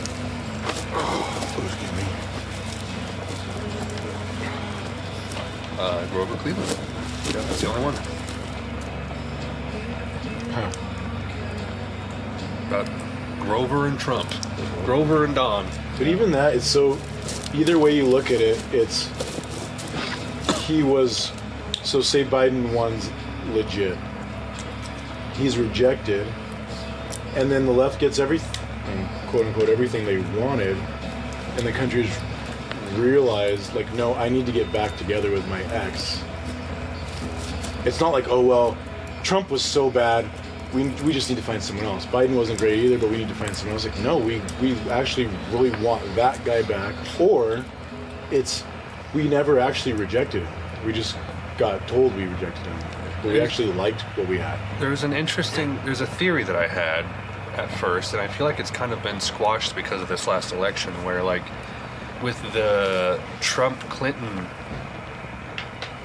battle, I want to say that there were a theory could be that there were so many people who did not take Trump seriously that they just assumed Clinton would win and did not go vote. Yes. It definitely felt like that. And then 4 years later, a lot of those people are like, oh wait, hold on, I don't like this, I'm going to go vote for anyone but Trump. But then it's like, where were they this time? Yeah.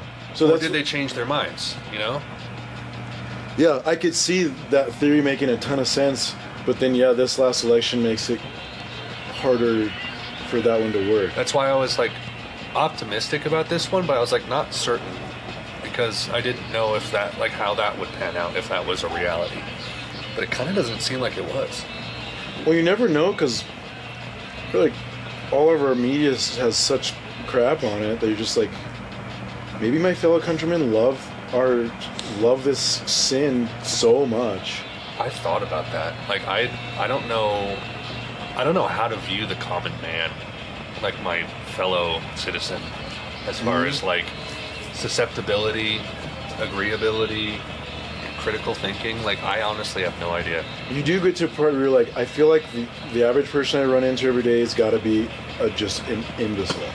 But like I'm surrounded by, I feel like hardened in their evil. I feel like most maybe people in the valley are smart.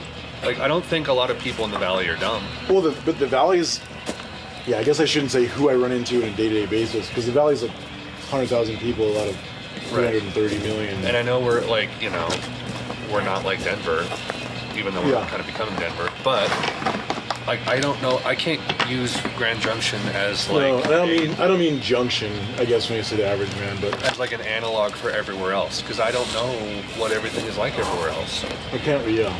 I mean, like you were in California for a month, soaked in that ethos. Like that probably is worlds different than being here, right?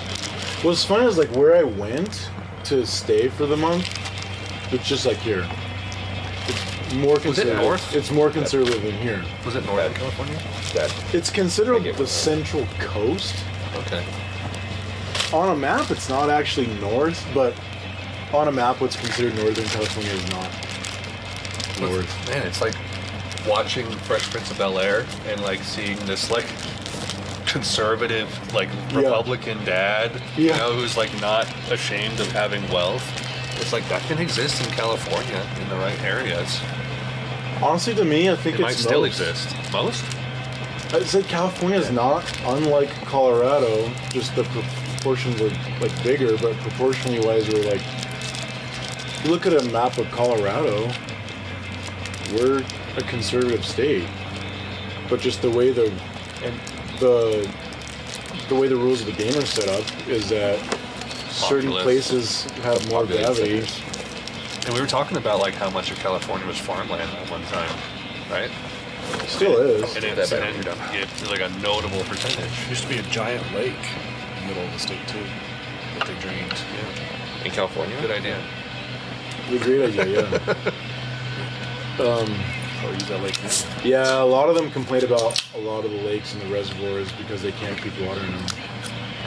But again, and they sell it because people complain. They sell it as like, well, global warming, and there's not as much whatever, but everything's pretty much the same as it's always been.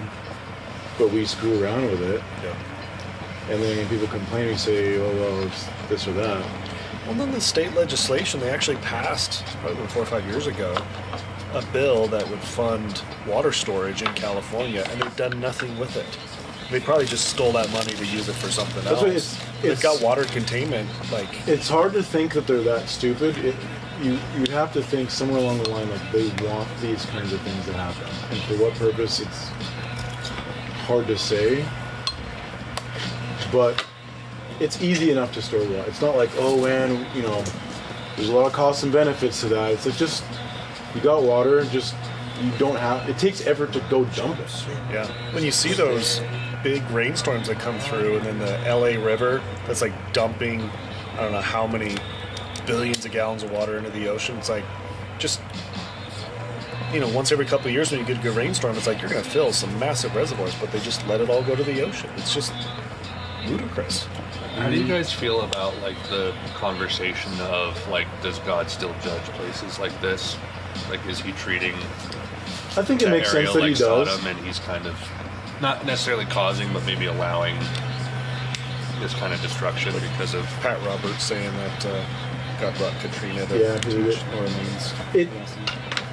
To me, it makes total sense that he does. I don't want to claim. But it's I don't want above to my say pay that. grade to really understand how it works. Exactly. So it's hard for me to point out, like, look at there, because I'm not a prophet in the way we understand it. Where God would like tell people, he's like, this is going to happen, and go tell them. Maybe there are people on the planet that have that, and they're not talking to me, or I don't know. But there's also, I mean, Christ talks about a lot of stuff where he's like, oh, you think they were probably really bad sinners, huh? And people are like, oh yeah, and he's like, no, they weren't. Stuff happens. So it's a Like, mix. but I like don't- Joel. Well, I mean, that was a bit of a different case, but yeah. Joel. But like in the Bible? Oh, okay. Yeah. I thought you meant a contemporary guy. No, Oh, not. What happened to Billy You know, Joel? Joel, just the guy. Like terrible things I would do. You're talking about Job? No, yeah, that's what I meant. Joel. Okay. Joel. I'm Joel. Sorry. Does the Bible say that God causes the rain to fall on the righteous as well as the unrighteous? Mhm. Right. Sometimes the rain just falls. And it's also like It's the state of being in a fallen world. people talk about that in regards to like God hardening Pharaoh's heart.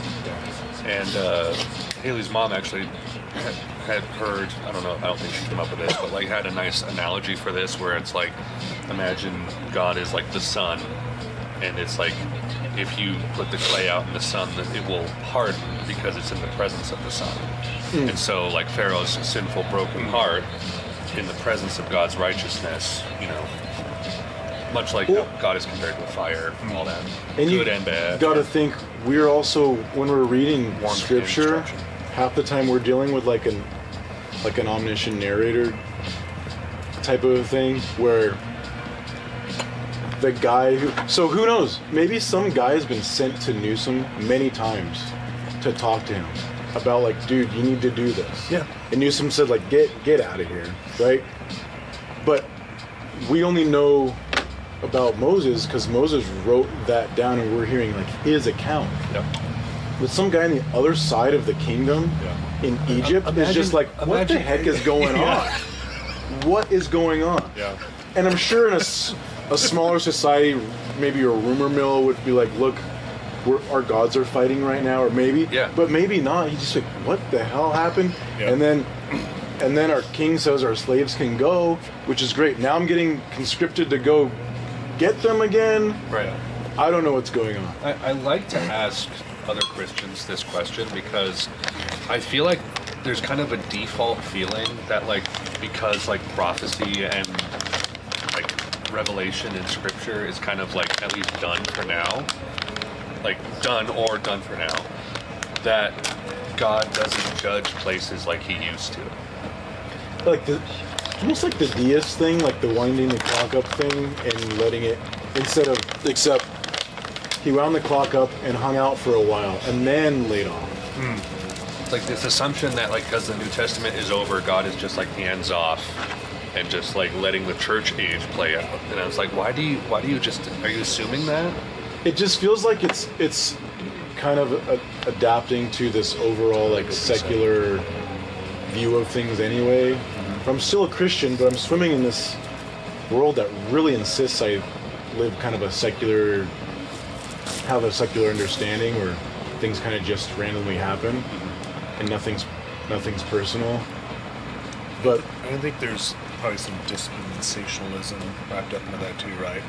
Now we're in the age of grace. We're not in the age of miracles anymore, or the age of like God intervening anymore. I don't. I used to a lot really of assumptions. I used to really buy into that, and it's all assumptions. There's really no biblical like. yeah, we're not Principle told for that. Yeah, it's just a model. It's not like That's why it's like so offensive. It's like, what? Well, you think you're better than them because Katrina or something. It's like, I don't know what happened in Katrina at all.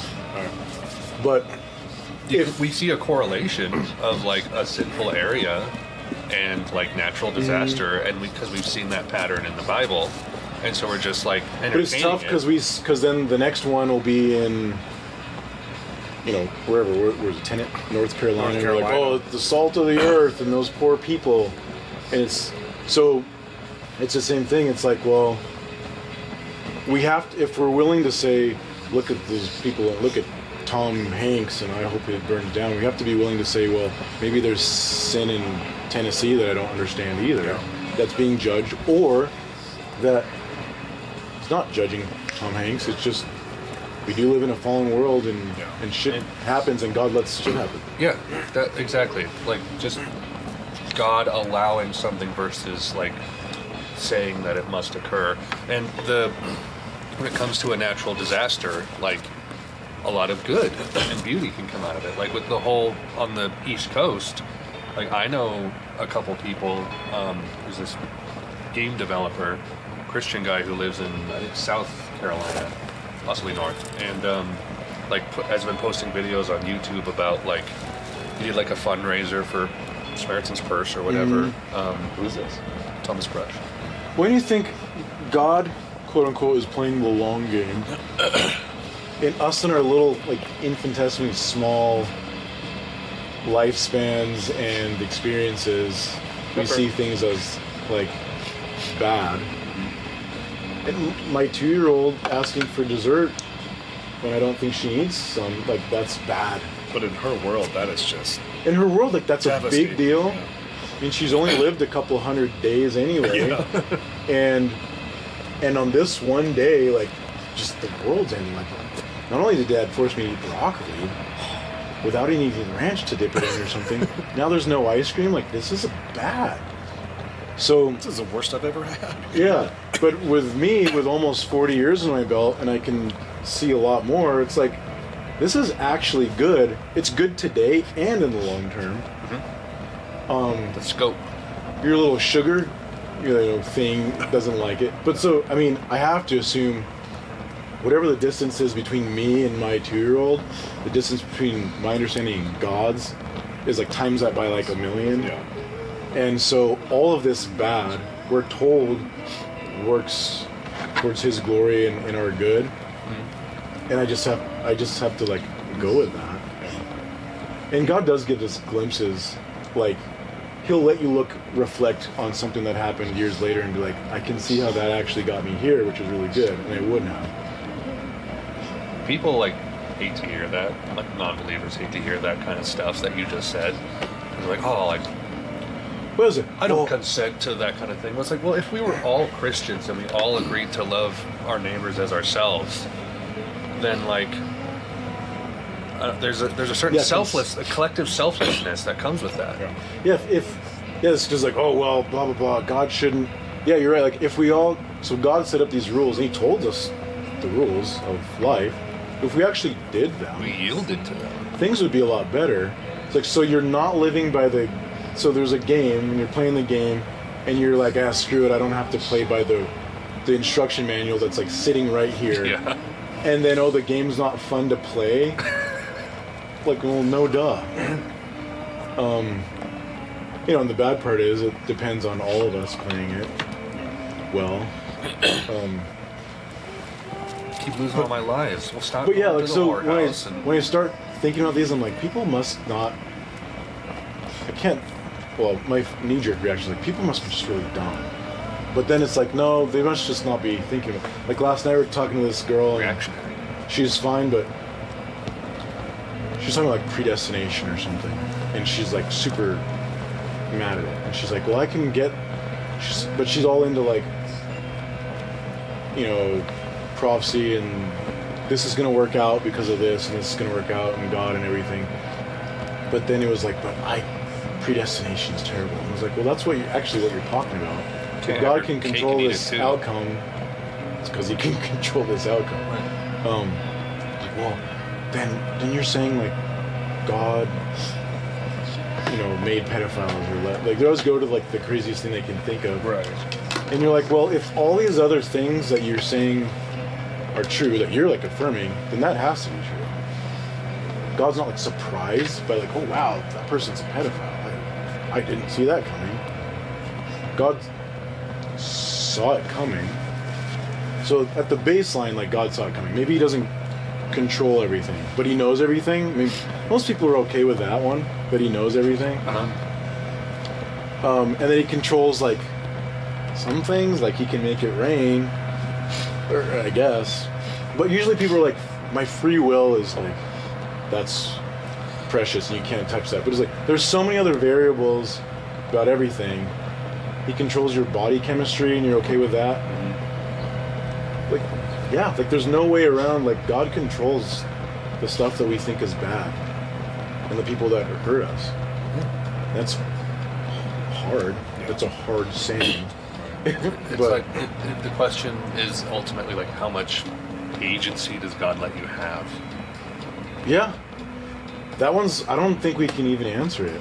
It's hard for us to even talk about it. It seems like we have at least some, because like I don't know if I'm comfortable saying like God is making my arm, like in a sense he is, but like making my arm move up and down, like I'm willing that of my own volition. It's a lot of the things that our science has been rubbing up against the last 100 years.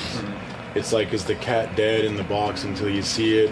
Right. Is it a wave or is it a particle? Like, we're running into those types of things in our physical world.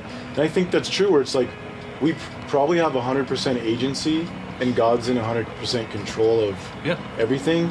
And I can't explain how that works to you. Those two things don't have to conflict. Yeah, and we think they do, and it makes sense that we think they do, because they should. But God holds us 100% responsible. Exactly. And at the same time, he talks all the time about how he controls the hearts of kings and all kinds of stuff. He tells us stories about it. And then he holds that king responsible for his decisions. It's like, I don't know how that works. Yeah. like there's got to be a way for him to have control over a circumstance without like infringing upon But even- people's autonomy. Even in the deterministic sense, which are a lot of atheists that are determinists. That's like the default. But if you go with the God idea,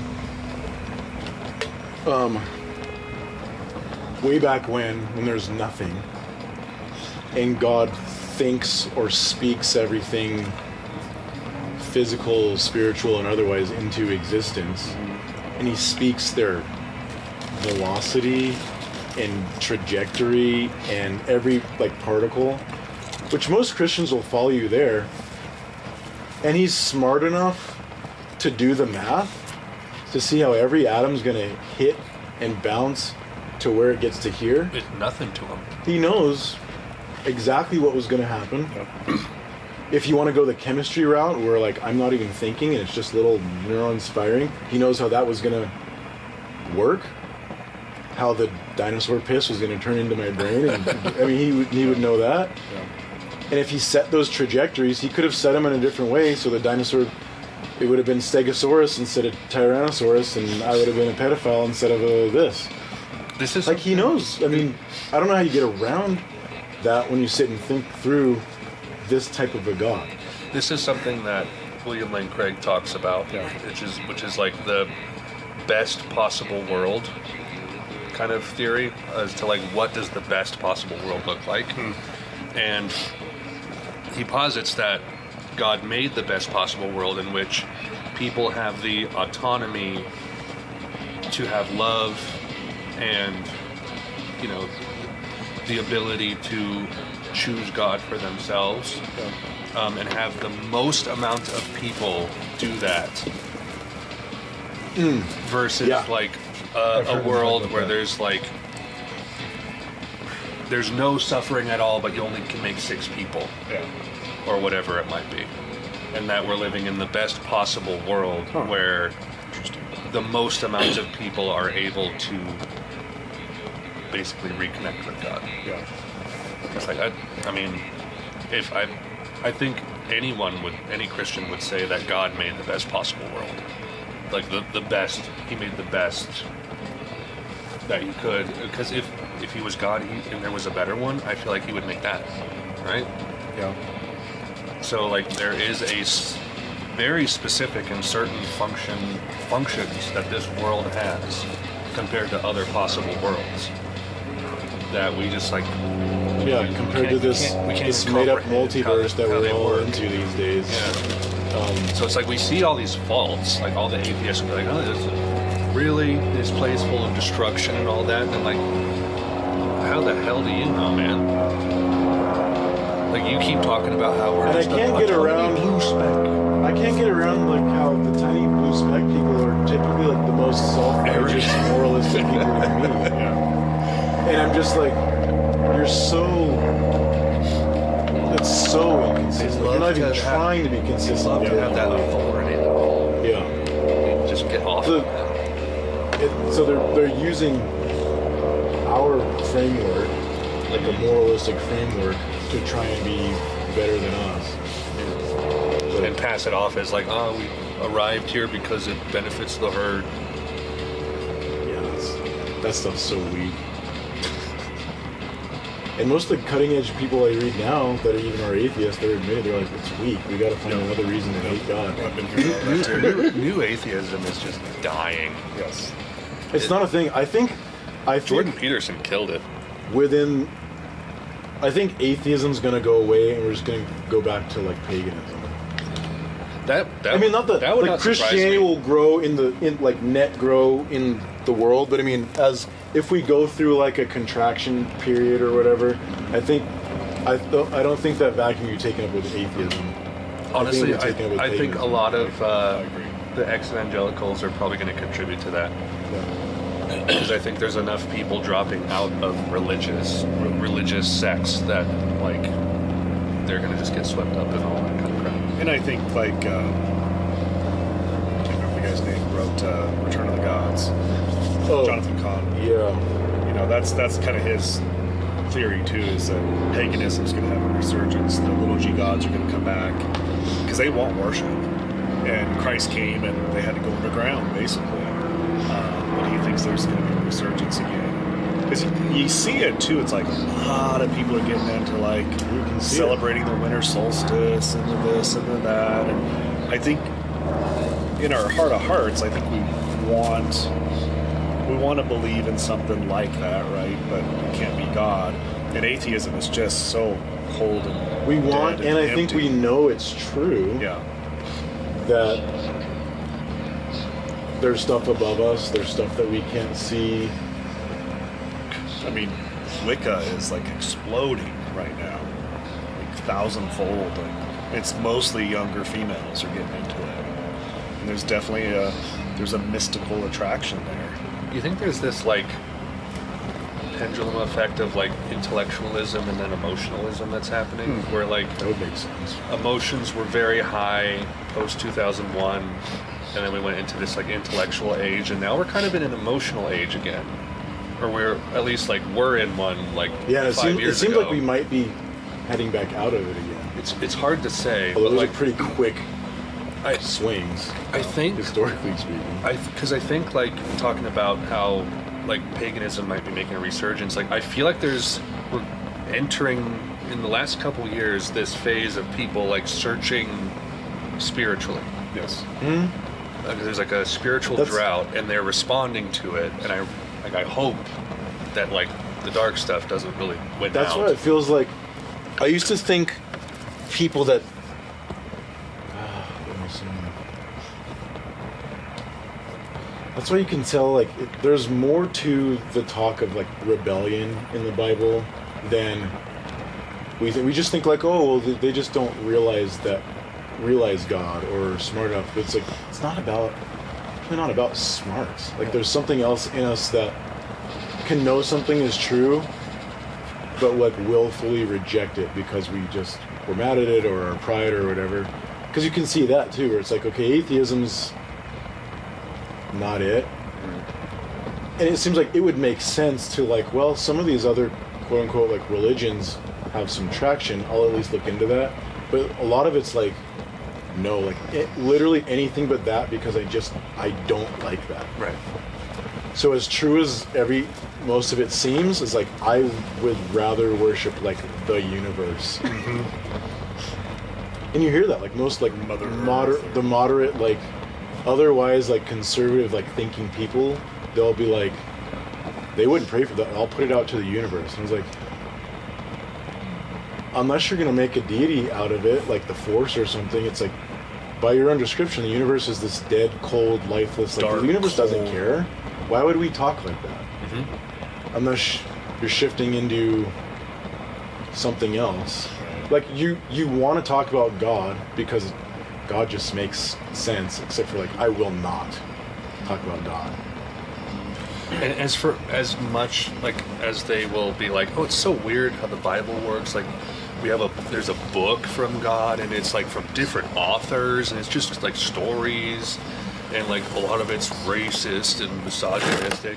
And then, like you said, like I'll put it out in the universe, and like okay, so like you said, cold dead thing. But then you're just like you're saying that okay, there is some kind of power out there that you're like putting your message out to, but you don't know what it is, and it hasn't communicated to you what it is. Yeah, it doesn't seem like he cares. Like that sounds more ridiculous than being like, hey, we got a book from our God. Like you don't even know like who your God is, and you're just trying to communicate to it, hopefully, and then it will give you positive stuff back. How do you know? Yeah, and I'd be willing to go with them if they were like, I think universe, but I have literally no idea. Yeah. But they'll talk a lot about like how it works and, and everything, and you're like, just making this up. Like, yeah, I put out good vibes, and then I got good vibes back. That's all the evidence I need. Some of it's kind of like New Age 2.0. So I remember little bit. when I was a kid, New Age thing was a big deal. New Age with no rules. Yeah. Because back then it Your own was that, the New Age movement, we can all be gods. We are all gods. We just have to find our like higher self and Sounds like Mormonism to me. Yeah. Well, that's In some ways. yeah, almost the paganism of like really leaning back into like spirituality is real. All of this like hidden in the trees and mystic stuff is real, but just participating in a way that isn't. Because I think right now we're like willfully trying to like just say la la la la about the spiritual world, but we're gonna stop that. But just because we stop rejecting like the fact that the spiritual world exists doesn't mean now we're gonna interact with it appropriately. Right. We're just gonna do weird stuff with it, which is what humans typically did. I feel like a response that we should maybe have to these people is like, hey, you reject all religious texts or doctrines or whatever, but you feel like there's just some power out there that you're trying to communicate with and like, get closer to or get something from or whatever.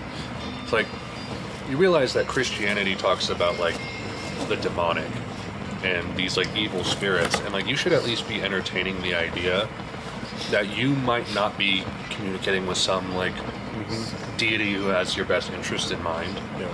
Like you might be communicating with some kind of like darker entity that That's is in these texts that you've thrown out the window. Yeah. Like for your own safety, you should maybe think about that. That's why I do think it's people act like they're taking this really scientific approach to it, and it's like you're not. Nope. Because you have access to all kinds of texts that talk about exactly what seems like your interests are, but you're mad at them for some reason. Yeah. Yep. 'Cause they're just reacting. Right. If you were a sincere seeker, you would look at all of it, Yeah, you'd be fascinated by the Bible. consider it for sure. But the fact that they flat out reject it. I mean, the ancient alien type guys, the things that they're into, Yeah. they should be pouring through the Bible. Yeah. You guys see the Wesley Huff Joe Rogan episode? No. I've seen bits of it. Andrea watched it. Fantastic. First, Heard. like legit Christian Yeah. He's a young guy, like apologist 33. guy. Yeah. He like That's young, yeah. he's into Greek, Hebrew, Sumerian, all that stuff. He gave Joe a recreation papyrus of like the oldest known manuscript from the New Testament. That's cool. And he like gives it to Joe. It's like framed, Yeah. and he explains to him like this is the oldest fragment that we have dated for the New Testament. And on one side, it's Jesus, talking to Pilate about blah blah blah blah blah blah, and then on the back, Pilate says, "What is truth?" That's the oldest fragment we have. Isn't that cool? He gives that to Joe, and then he also gives him another like recreated papyrus, and even asks Joe directly, like, "So who do you think Jesus is?" Yeah. And they sadly got into that in like the last hour of the 3 hours, but like, I'm hopeful that like more of that is coming down the pipeline because Joe Agreed. seems more receptive than ever. Agreed. And he was saying like wow all the time and like things that he didn't know before. Of all the people he's had on the show, Yeah. like he like is now learning from Wes that Right. like you got to interpret these documents based on like the context they were written in and who they were written to. And he was like realizing all this in real time and just saying wow over and over and over. Yeah, a lot of those books, they're not written for us No. in America, Yeah. but they were written to people, and there's significance to that. And you probably should figure out why. So I'm hopeful that there's more good Christian thinkers on there to kind of pushing him in the right direction. I saw the clip where he's talking about the Dead Sea Scrolls and the significance of the copy of Isaiah Yeah. that predated Christ, and why that's so significant, especially with the prophecies there.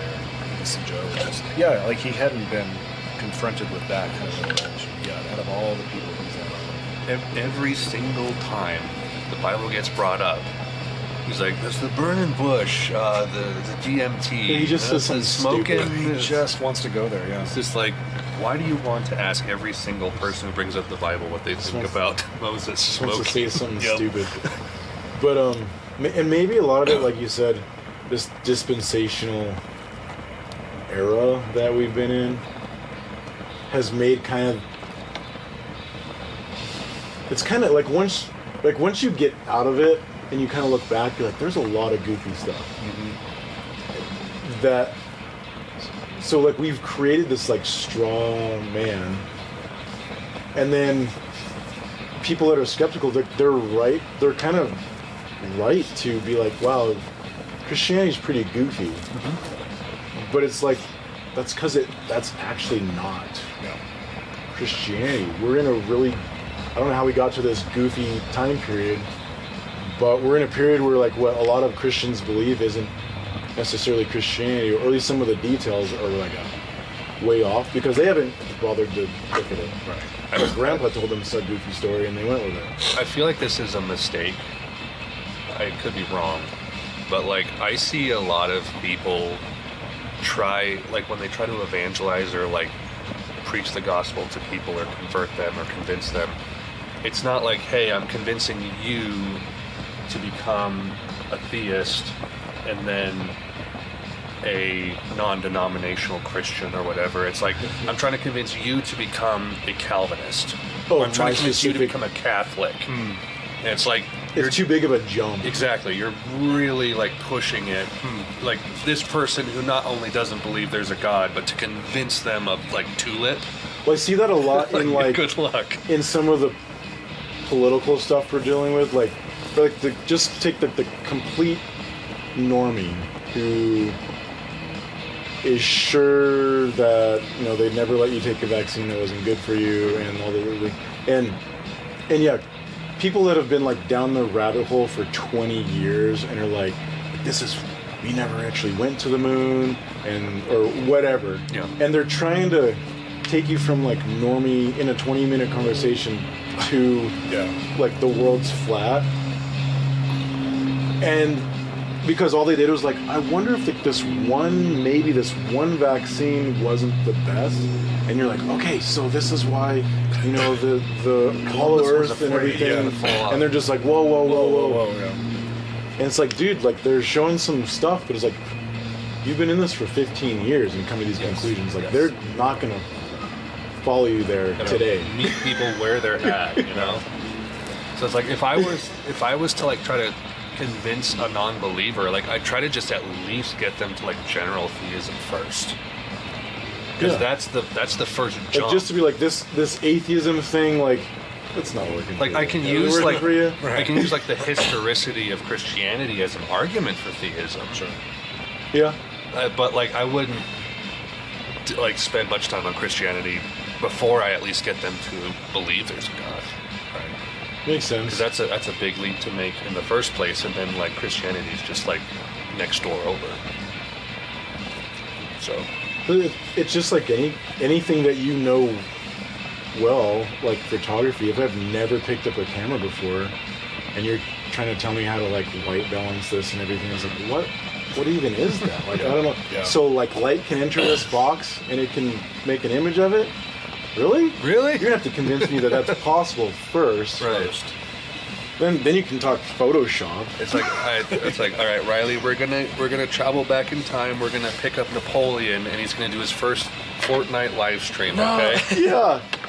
now Meanwhile, he's We're- seeing we're not cars gonna go be by, like- and he's like, "Whoa!" we're not gonna be like, all right, Napoleon, do you want to be like the Mrs. Incredible skin, Or Master Chief. or do you want to Yeah. be Master Chief? It's like okay, He's like, "I'll keep my own skin, thank you very They're much." just called computers, Napoleon. Yeah, exactly. we gotta get him there. Their minds are Ted so all blown over. by the world you're just taking them to. Yeah, And then Fortin. That's great. it's like Bill and Ted all over again. Wow. Unfortunately, I feel like I should Split time. probably leave. Dad, when do you have to pick up all 2 of o'clock. I'll probably need to like be in the car at 2:55. 55. Okay, so probably end at 2:45 at least. Yeah, and if we want time to look at rummage stuff in the garage, then we could even wrap up a little bit sooner too, which I'd be fine with. I can Oh, I need the door. maybe take another 20 minutes on the Sure. cigar, and then we can. Yeah, I'm down. Mostly just, I took a break from moving stuff. Yeah. Oh. Yeah, no, I mean, I knew I was going to do this, so I took a break from Unpacking. moving stuff. Yeah. And So what's your square footage now? 6,100 square feet. 6,100. Really? Yeah. And what'd you guys have in the last house? Because it was pretty big, wasn't it? Yeah, the one like before or whatever. Yeah. It was like 59 or, I mean, it was Okay, big, we're but it was a also lot of, Huge. it felt like wasted space. weird yeah. space. You have more bedrooms now? Yeah. 5 bedrooms and 6 bathrooms. That's pretty good. Yeah, so I told Andrea about it. Maybe you know the Castle House in Fruta. Oh. As soon as I told her the address, she's like, "Oh, you bought the Castle House?" And I was like, yeah. "Yeah," I can see it. I can't. because it has a remember- spiral staircase, and out front, that kind of spiral look, it makes it look like it's a Who castle. built that? It was like a CPA or somebody. Was that I remember Liz? the story of it. Is that Liz Potter's grandfather that did that? I don't. Maybe I'm thinking of a different house, but No. I can't remember the. Andrea would know the story behind it. Yeah. Yeah, the Castle House. That's cool. It's on 3 acres, which of course my lust says like I should have 40 at least, but it's like no, like this makes sense for our family stuff. But Do we a were in this little other hobby farm. Yeah, we were in that place, and I've told you it was complicated with. Oh yeah. It was complicated, and I was like, well, I'm just getting the hell out of there. Yeah. And we went to the Redlands, to those like 70s kind of like rancher houses. Mine was a split look or whatever. Yeah. And those are fine. It's not like that's terrible, but because everyone's like, man, you like move around a lot, and it's like, well, it's a story. But Yeah. so I've been there for like a year and a half, and the whole time I was just like, I need to find like this wasn't like a house I wanted. I just needed to bide some time, and so. It was a between house. Yeah, we found Good job. that and we're like, okay, we're gonna stay there. But I'm keeping that. I'm gonna try the Alright. VRBO Yeah. Airbnb thing, It's a good which I've location. never done before. Mm-hmm. And if I can't pull that off in like a year, I'll just go back into the long-term rental thing. Yeah. If you need photos. Yeah, I mean, once we gotta make it look nice and everything. You've been shooting with Blue Spruce with Katie, haven't you? Yeah, so What's his name? Ruvim? Reuven. Yeah. I thought it was Ruben forever, and I was like, oh, it's Reuven. Van. Hey. Yeah, I'm getting up and walking to my truck right now.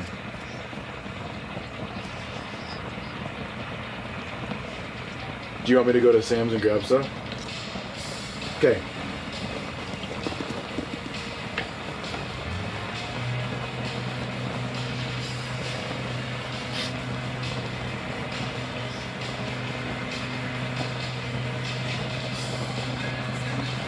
So, I just feel like a whole lot Sounds colder. good. I think Alright. like the sun was like here for a second, like kind of shining, and I was like, we're Maybe this fully I texted her like, I'm leaving. She's like, are you actually leaving? I was like, yeah. No, Once you get settled in, you'll have to have us all out. We'll do a smoke session out there. I'd love to. As soon as it's Spring. warm enough. Yeah. Like, feels like a couple days, but I think that's a lie. It's probably gonna. It's good. No, it's gonna gonna be get a us while. there. But no, so long story short, I'm actually joining her team. I'm going Yeah, back you into have- real estate, but I'm gonna do commercial Okay. and business brokering. What is it called? Like the Legacy or the something group? GSD? GSD. Stands for Get Shit Done. Nice. Which I probably wouldn't have picked, but it's Kay's team. So Nice. yeah, I don't want to do residential. No, it's commercial definitely seems more bad. Yeah. Cool. And that's the only way she convinced me, because she's been asking me for like a couple of years. I'm like, nope, I hate real estate. Nope. I mean, I love it, but yeah. So I'm gonna jump in and do that once I tie up some loose ends on the other side. Sure. Cool. There's a lot on that end, but yeah, I'm out of here. I'm gonna go get some Right. Sam's Club pizza. All right. Thanks, guys. Nice to Good hang. to see you guys. You got everything? Yeah. All right. I'll see you guys soon. I would say we'll do it again soon, but I don't know if we will. I get it. If But it yeah, when warms it up. warms up, we can do that. It'll be Yeah. fun. Sick. Cool. See All ya. right, sir. God bless you, man. I only had one cigar. Oh man, That's pretty good. I want like heavyweight. I had 2 cigars on pipe. Two of my Christmas cigars. There you go. So who had the Shady Moose? I did. I think Dom did. Tom did. Okay. I like the Shady Moose a lot. So I have. So I'll take mine, and then I'll. Oh, thank you. Oh man. Nice to be back together after a while. I feel like when there's a few months in between, we're able to chat about more. Agreed. Have different things to talk about. A lot to catch up on. Still trucking away with the books. Books. Did you finish mine? Oh, no, but it reads well on Speechify. That's good. Yeah, like I was wondering like, if it would have any issues with how the pages are laid out, because I've got another book that I scanned in, and there's like little Like headers and headers and footers stuff, and it does weird stuff with it. It'll just like end a page, and she'll just say 63 because it's the Yeah. page number. Or it'll be like a Roman numeral. It'll be like V111 V. You know, it's just like no, just don't.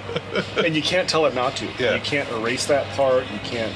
Exactly. The It's amount so of effort frustrating. it would take to like fix Yeah. the document, you might as well just read it. So I just So there's a couple books I've used it for that. I can't remember. Did I give you a PDF or a Word doc? I think it was Word, but it just plugged it in, started reading. It was great. Okay. Because I think the Word doc may or may not have had headers and footers with like page numbers. I don't remember. Does it say page numbers? I don't think so. I don't. I'm trying to remember. I don't think so though. It was like super clean. All right, good. Yeah. I'm about to the point where I'm gonna start, like maybe this year I'm gonna flirt with like looking into how AI is doing now, and see if I can plug in my book and see how it handles it. Like do the first chapter, see how it sounds. Yeah. Because I would really like to, because I think it's a good book. Yeah. The people who have read it said that they really liked it. Yeah. But there's only a handful of them. So it's like I'd like to get it out to more people. Right. And I would love to be able to produce an audiobook and release it for affordable prices. Yeah. Because, like, rightfully so, audiobooks are expensive because it takes hours Yep. to do the performance. There's a whole actor performance. Absolutely. Yeah. And then editing all of that together and working on the audio, and it's like producing a 70-hour album. Yeah. You know? Yeah. Like, The Stand is like 50 hours long. I can't even imagine how long War and Peace is. It's like that is Right. a lot of effort. Yeah. You need to pay for it, but like it's one of those things where the amount of work just dwarfs the amount they're willing to pay. I think It's like, Atlas Shrugged was like 22 hours or something. That was a lot. like back in the day before libraries, like if you wanted the audiobook of War and Peace, get ready to shell out $100. Yeah, oh yeah. And it's like that makes sense. Yeah.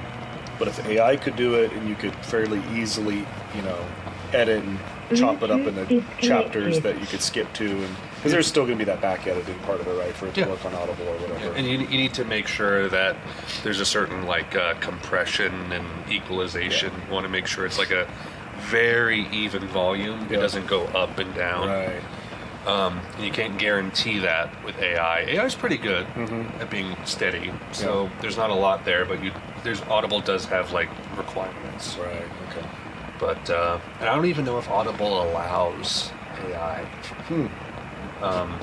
So like if I were to release it, I Might would have to be on a different platform. I'd have to look into seeing if Audible allows it, and if not, like do something else. I don't know, just let people charge me for it, Yeah. and then I give it to them or whatever. But It'd be cool to get more distribution on it, though. And so many people anymore just want to listen to audiobooks, which I'm one of them. I have a few where I like to turn the page while I'm listening to it, but I'd say most of them I just like to put on my AirPods and do my thing. yeah, you can't beat it. It's real nice. I did not finish Something Wicked This Way Comes. I did not finish it. I kind of want to. Like I haven't started anything else since then. Yeah. But I'm sort of like, I want to go back and maybe finish that one up. But then I'm really torn as to what I would want to listen to next. I don't quite know how I feel. Yeah, there's a couple I need to wrap up. Yours, and then what was the other one I started? Don't feel any pressure to Oh no, finish mine. it'll be easy.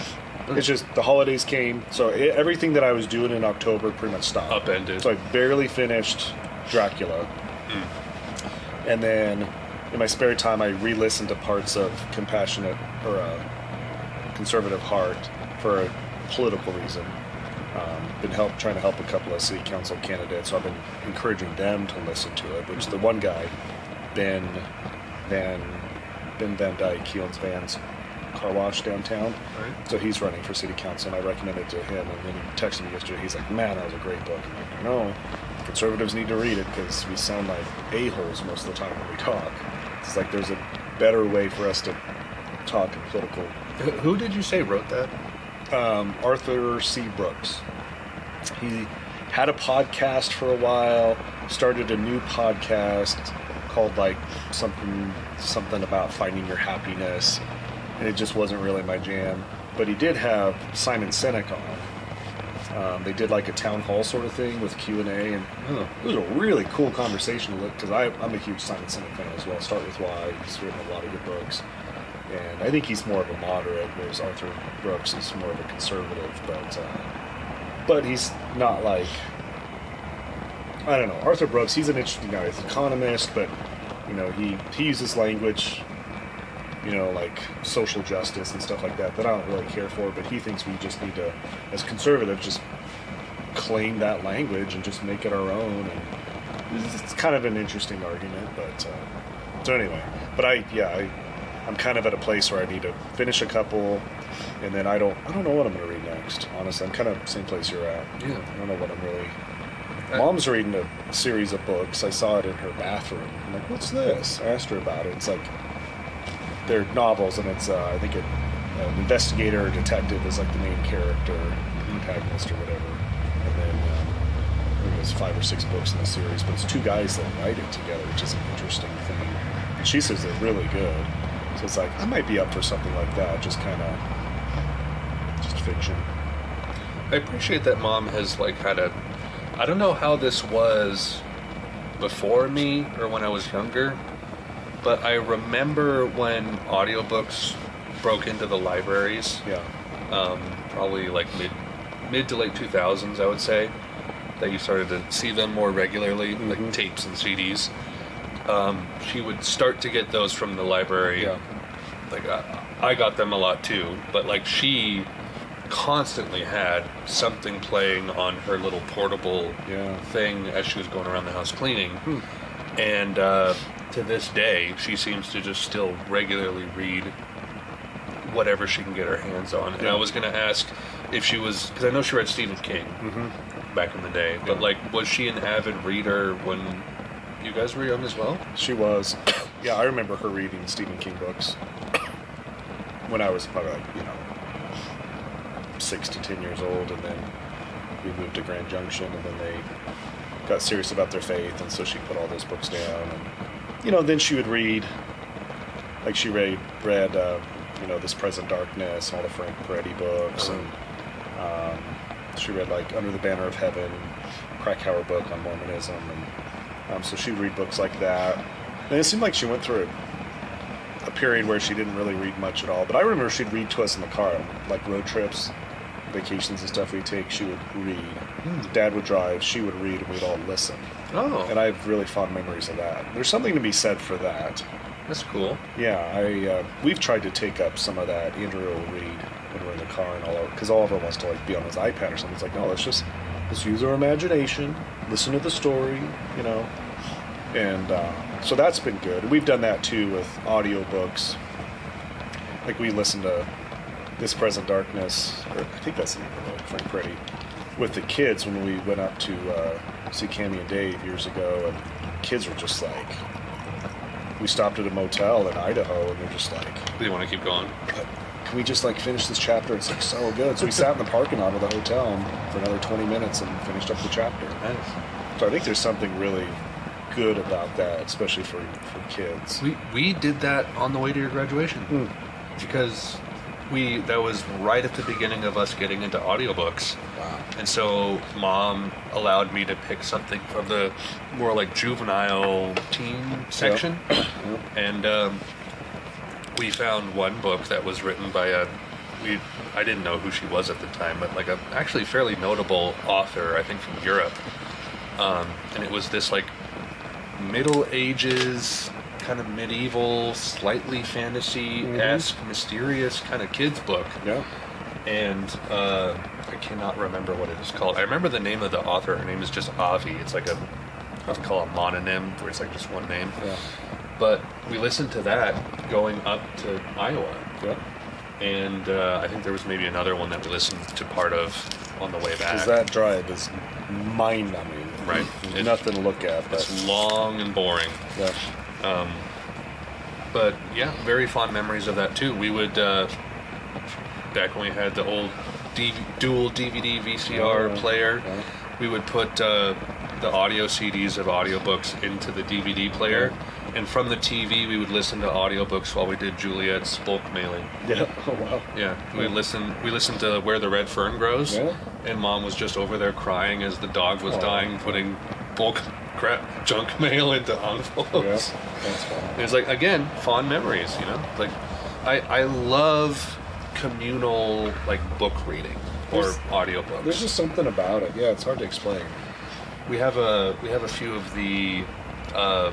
Haley's mom actually started collecting them, and we have a handful of them in our house. But the Adventures in Odyssey on CD, which you can like download them and put them on your phone or whatever. But we have a handful of those CDs, and we have like a.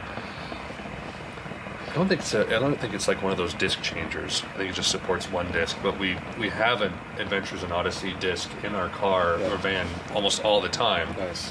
And like, if we're not listening to music, we just put one of those on, and then the older two just eat it up in the back seat.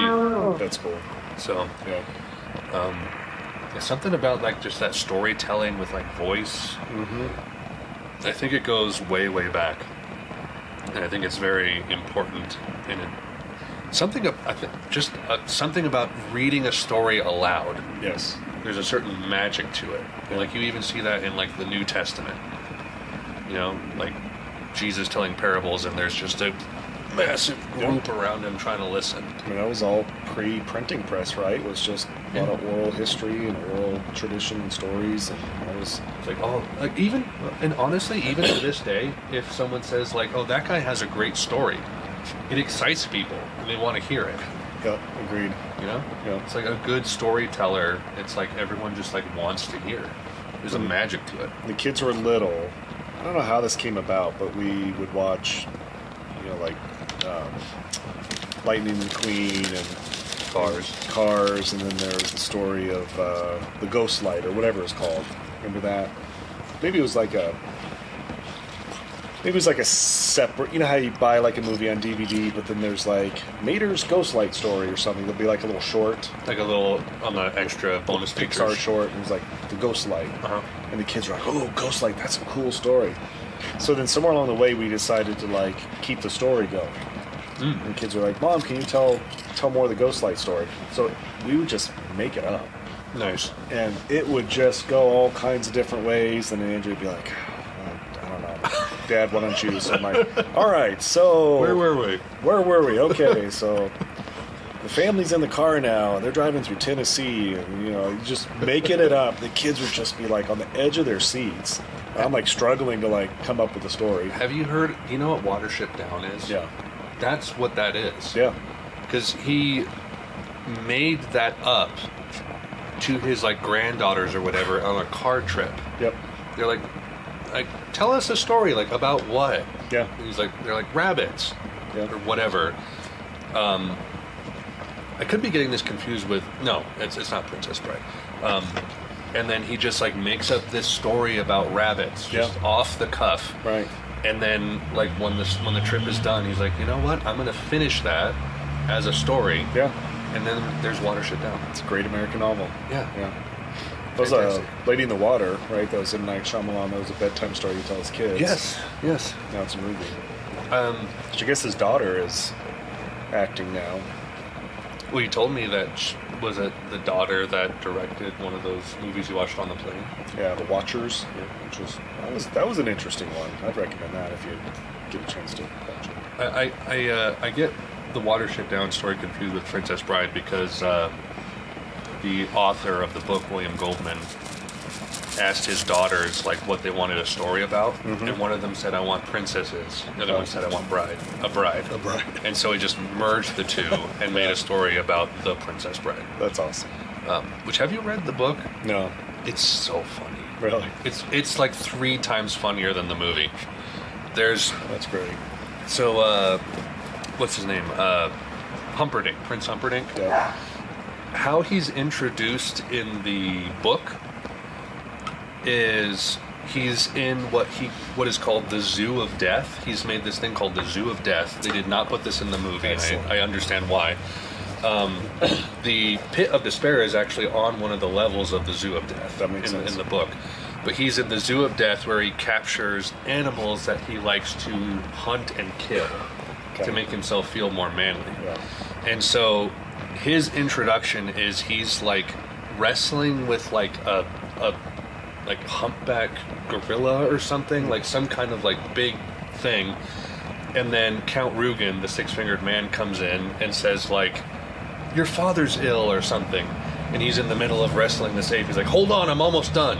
Like breaks its back, lets it die. And he's like, "What?"